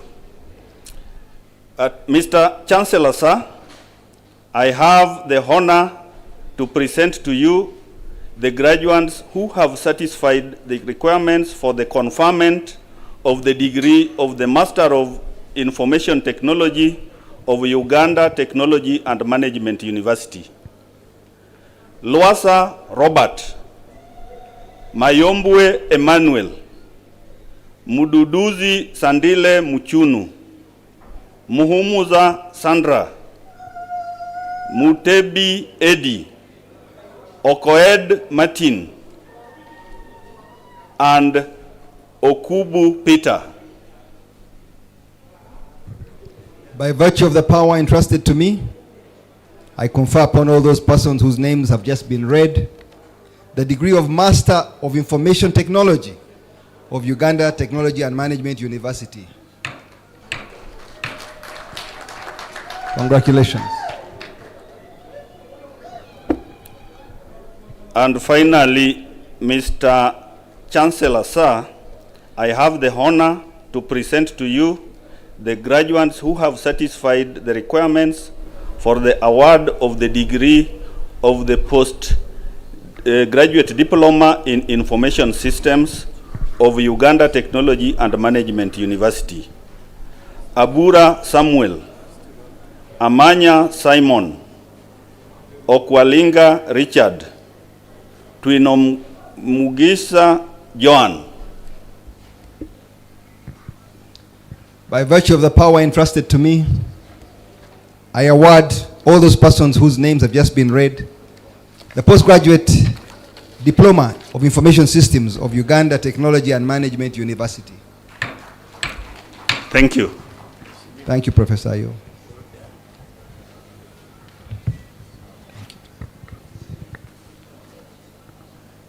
Haven't finished business here in business school. Thank you.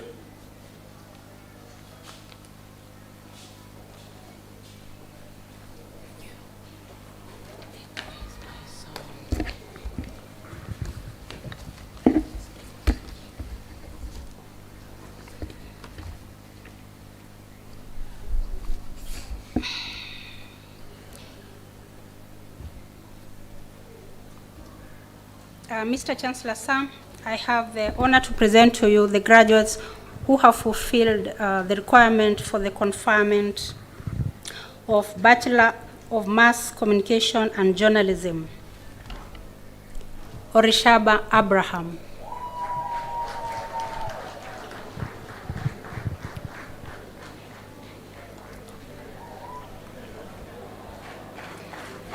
Mr. Chancellor, sir, I present to you this one student in Mass Communication and Journalism. By virtue of the power entrusted to me, I confer upon Orishaba the degree of Bachelor of Mass Communication and Journalism of Uganda Technology and Management University. Well done. Mr. Chancellor, sir, I have the honor to present to you these graduates who have satisfied the requirement for the conferment of the degree of Bachelor of Project Planning and Management. Alio Dennis, Charles Lisha, Kidudu Ashirafu, Kayinda Rose, Makula Joshua, Ganzi Mark, Nyombi Miriam, Samaiti Rita, Twesinge Patrick.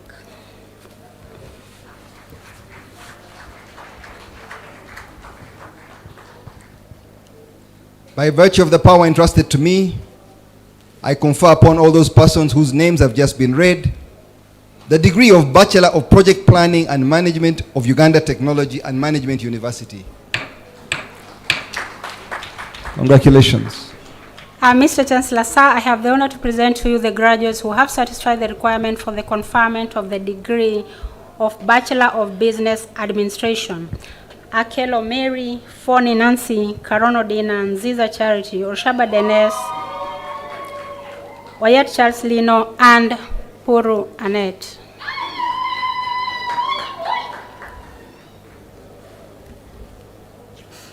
Okay.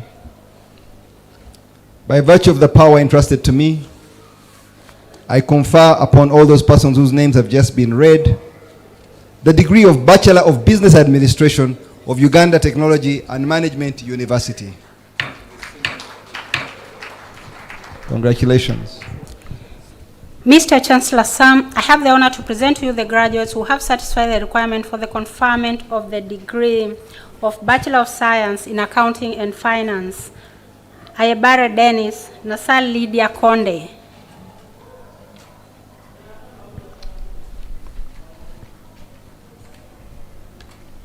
By virtue of the power entrusted to me, I confer upon the persons whose names have just been read the degree of Bachelor of Science in Accounting and Finance of Uganda Technology and Management University. Congratulations. Mr. Chancellor Sam, I have the honor to present to you the graduates who have satisfied the requirement for the conferment of the degree of Bachelor of Procurement and Supply Chain Management, Adeke Gladys Saidia Lillian.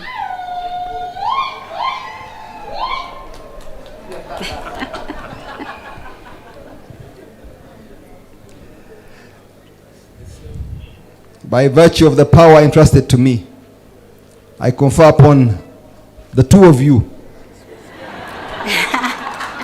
the degree of Procurement and Supply Chain Management of Uganda Technology and Management University. Mr. Chancellor Sam, I have the honor to present to you these two graduates who have satisfied the requirement for the conferment of the degree, for the award of the Diploma of Procurement and Supply Chain Management, Ekat Amy and Batsina Alan.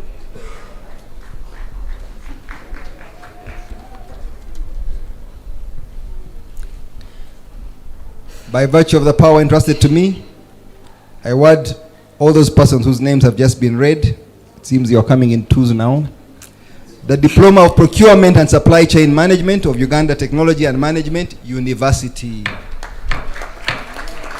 Congratulations. Mr. Chancellor Sir, I have the honor to present to you these three graduates who have satisfied the requirement for the award of Diploma in Business Administration. Kira Shankline, Muganzi Hilali, Rugambwa, Omel Morris, Charles.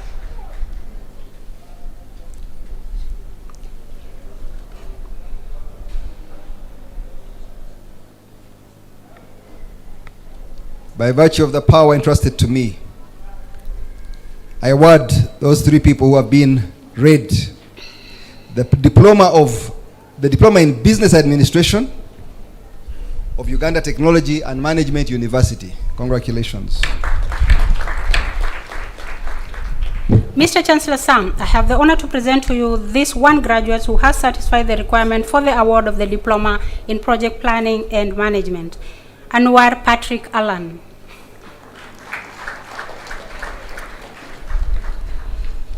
By virtue of the power entrusted to me, I confer upon Anwar Patrick, my namesake, the degree in Diploma in Project Planning and Management of Uganda Technology and Management University. Congratulations, Patrick.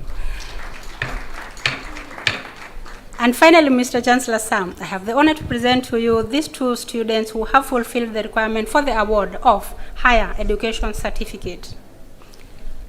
Mugwisaje Patience and Nandira John. By virtue of the power entrusted to me, I award the two persons whose names have just been read the Certificate of Higher Education of Uganda Technology and Management University.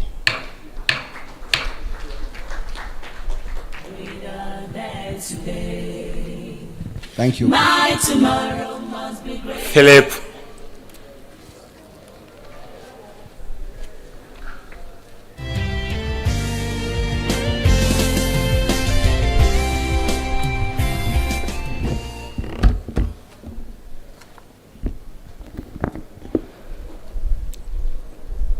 Mr. Chancellor, sir, I have the honor to present to you the graduates who have satisfied the requirements for the conferment of the degree of the Bachelor of Information Systems and Technology of Uganda Technology and Management University. Agaba Nelson, Alinda Geoffrey, Ion Jacob Desmond, Asimwe Prenella Rugari, Bule Henry, Kandia James, Gabriel Ayuel Goi, Kalema Ashraf Kiseka, Kambere Mark, Katushabe Prosi, Chigundu Joseph, Chimanje Michael, Mawanda Robert, Mujasi Augustine, Muchibi Moses, Mukisa Mbadwe Calvin, Muwanga James, Mwesigwa Alan,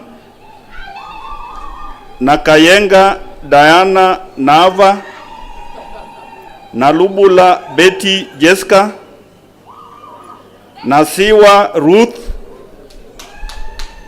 Oshen Jeremiah,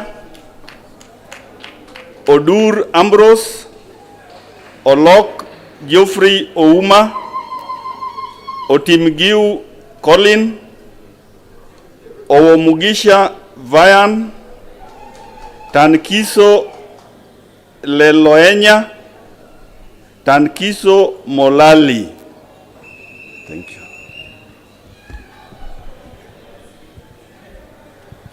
By virtue of the power entrusted to me, I confer upon all those persons whose names have just been read the degree of Bachelor of Information Systems and Technology of Uganda Technology and Management University.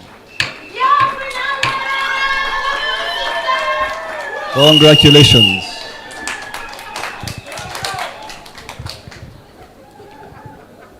Mr. Chancellor, sir, I have the honor to present to you the graduates who have satisfied the requirements for the conferment of the degree of Bachelor of Science in Computer Science of Uganda Technology and Management University. Abigaba Roland, Apimo Salume, Batuka Kevin, Bongomin Ronald, Kusima Mark, Nadira Sam, Nsimire Patricia, Okiria Agri Timothy, Otim Jacob, Teremwa Ignatius, Tumukunde Makjo, Wambete Benjamin. Thank you. By virtue of the power entrusted to me, I confer upon all those persons whose names have just been read the degree of Bachelor of Science in Computer Science of Uganda Technology and Management University.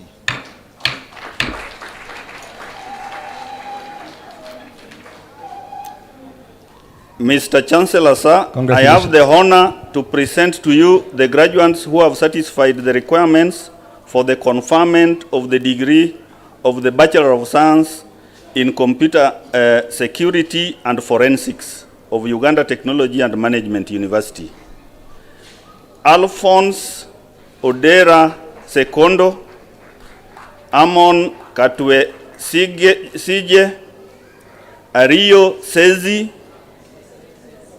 El Yachotu Hassani, Magero Hilary, Muwezi Ambrosio Kibuka, Munyes Michael, Okori Jasfa, and Oyo Vincent Owen.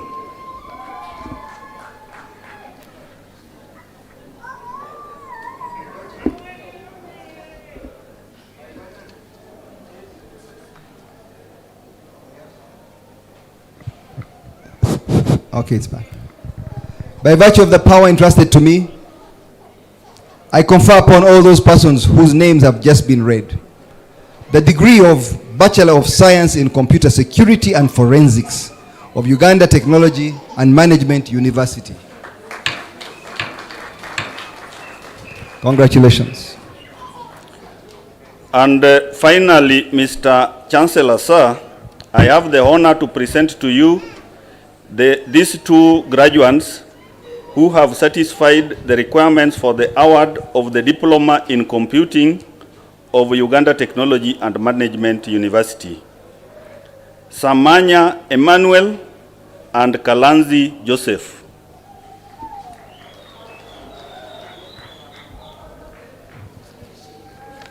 By virtue of the power entrusted to me, I award all those persons whose names have just been read the Diploma in Computing of Uganda Technology and Management University.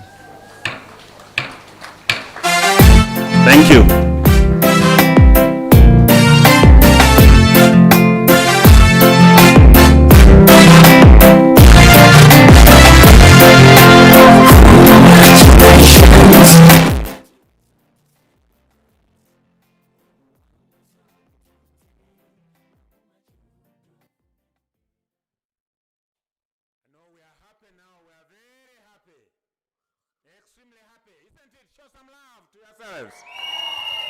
That is great.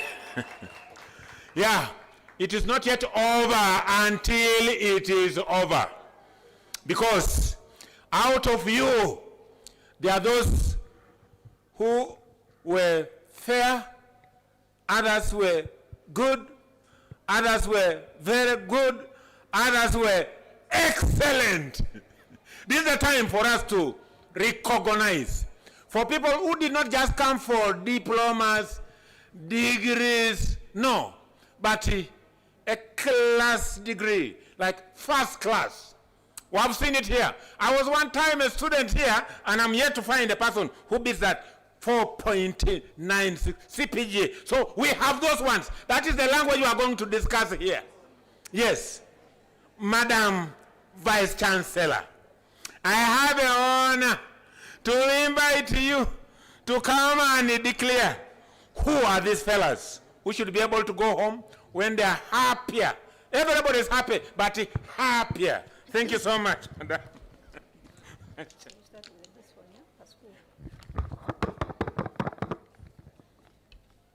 Mr. Chancellor, sir, we have an opportunity to introduce to you the best overall students. We are going to start off with the best students per faculty, and then we shall also announce the best male and female. So from the School of Business graduate, we do have Alan Nensije with 4.8 CGPA first class, and that one he got it in postgraduate diploma in monitoring and evaluation. Please do come forward.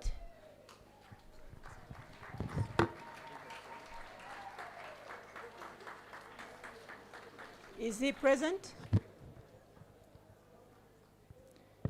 From the School of Business,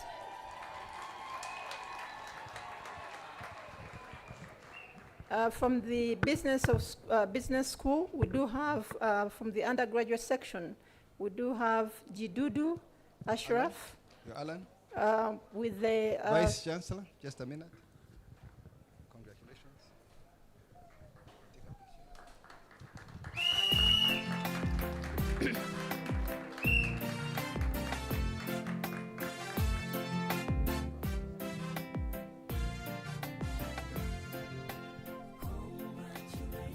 So undergraduate section, we do have Jidudu Ashraf, Bachelor of Project Planning and Management with CGPA 4.45, that's first class.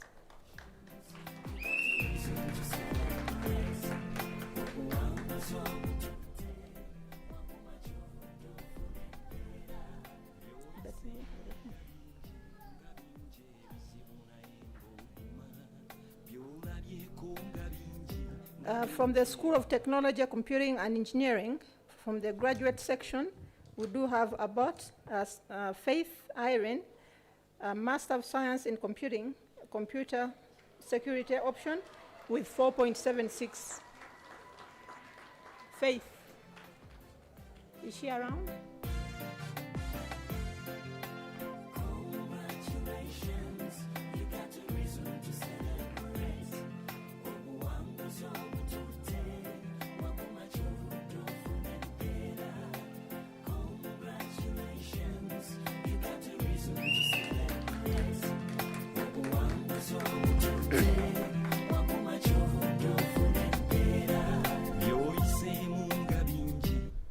From the undergraduate section, we do have Naziwa Ruth, Bachelor of Information Systems and Technology with 4.59 first class. Congratulations, you got a reason to celebrate.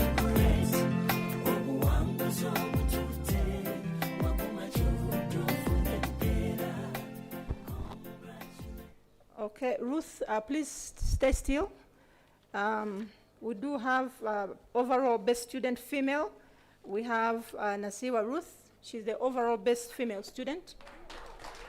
Congratulations.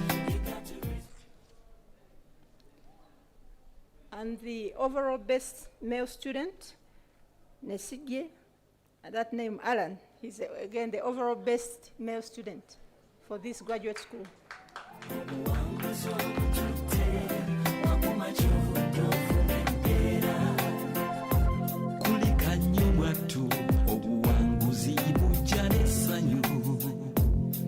Chino kyotuuseeko kigenda kukyusa erinnya lyo kyongere ekitiibwa ofune emikwano ensonga y'embaga lwakuba wanyiikira. Congratulations, you got a reason to celebrate. Obuwanguzi obututte wakuma kyovuddeofu. Wonderful. Do we have any nugu for these fellas? Why don't we clap and show them some love? That is better. That is better. Next time you'll also make it that way. Very great. Ladies and gentlemen, our dear parents, I just want to be very honest with you. We are coming to the end of the entire program. But as we do that, I think we need to mention this. Well, there is a gentleman, a lady, who is controlling this motor vehicle. UA 543BY. Please, go on and block someone. Our chief guest, ladies and gentlemen, I just want to mention this. In Uganda Technology and Management University, our graduates now, by the time when they leave UTAMU, UTAMU will have passed through them. Therefore, they go as the change agents. I know our Chancellor is an entrepreneur. He spoke so much about rising and falling. I don't know how many times, but he mentioned that. So success is about you also trying to fall. Otherwise, if you think you are going to make it just at once, you might be risking to actually succeed. Because risk managers, you need to ensure that you embrace everything. I wanted to mention this before we actually invite the Chancellor to dissolve the congregation, that our UTAMU students, take for instance those ones who are practicing entrepreneurship, not only theoretically, but practically. By the time when each of you should leave, should be able to get something, some honey. I don't know where they are getting it from, but they are saying they are getting it from all over. My boss mentioned something about retirement. Me, I planned to retire when I'm a beekeeper. I currently have an apiary of 1,000 beehives. So I will be supplying UTAMU, then UTAMU will supply the rest.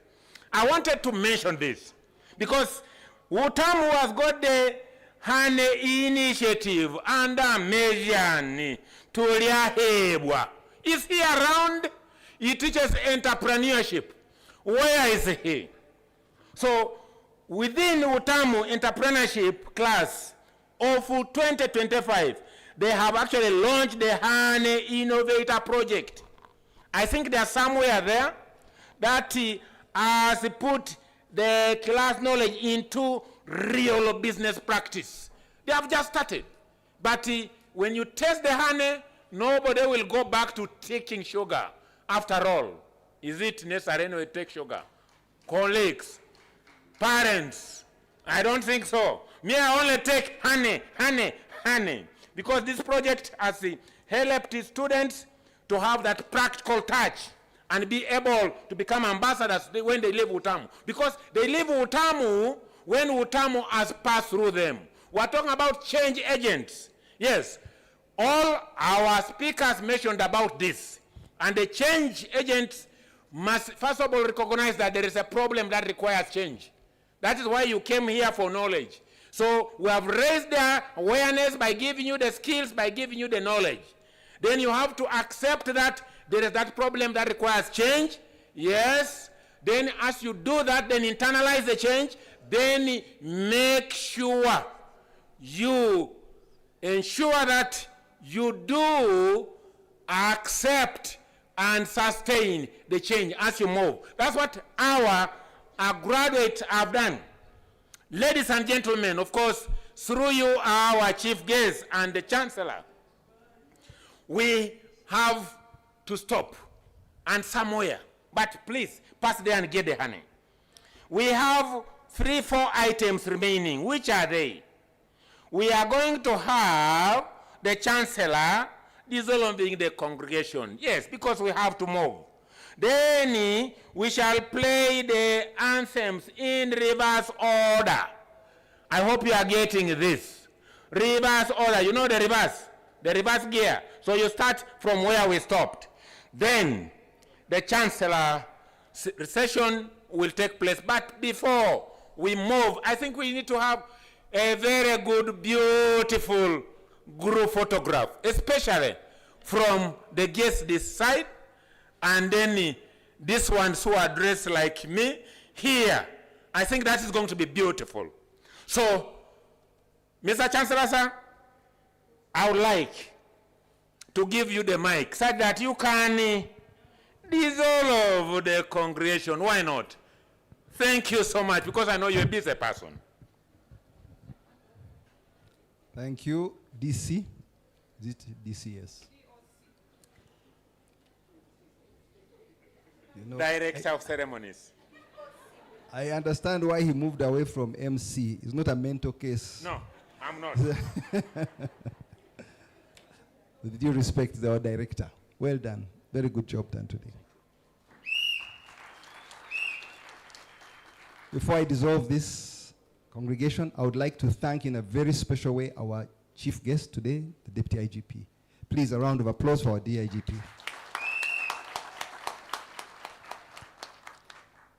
In a very special way, I cannot recognize everybody, but I have to recognize Professor Barria for the outstanding work he has done and his commitment, this vision. The council, the directors, members of the board, all of you in your distinguished capacities, thank you very much. Many a time we have been here and it has been raining. Today God has blessed us with sun, a bit too much, but we are grateful. Now, by virtue of the authority entrusted to me, I hereby dissolve the 10th congregation of Uganda Technology and Management University. Go in peace. God bless you all.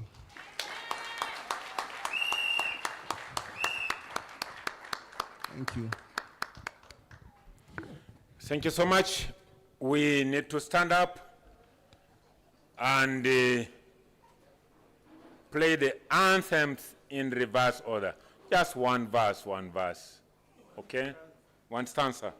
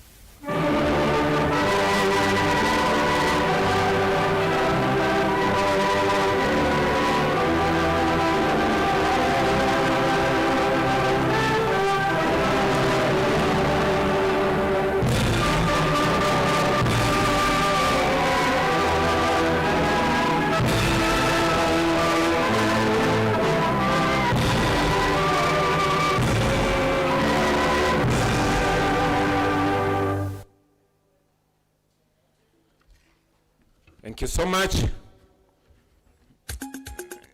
Chancellor's session.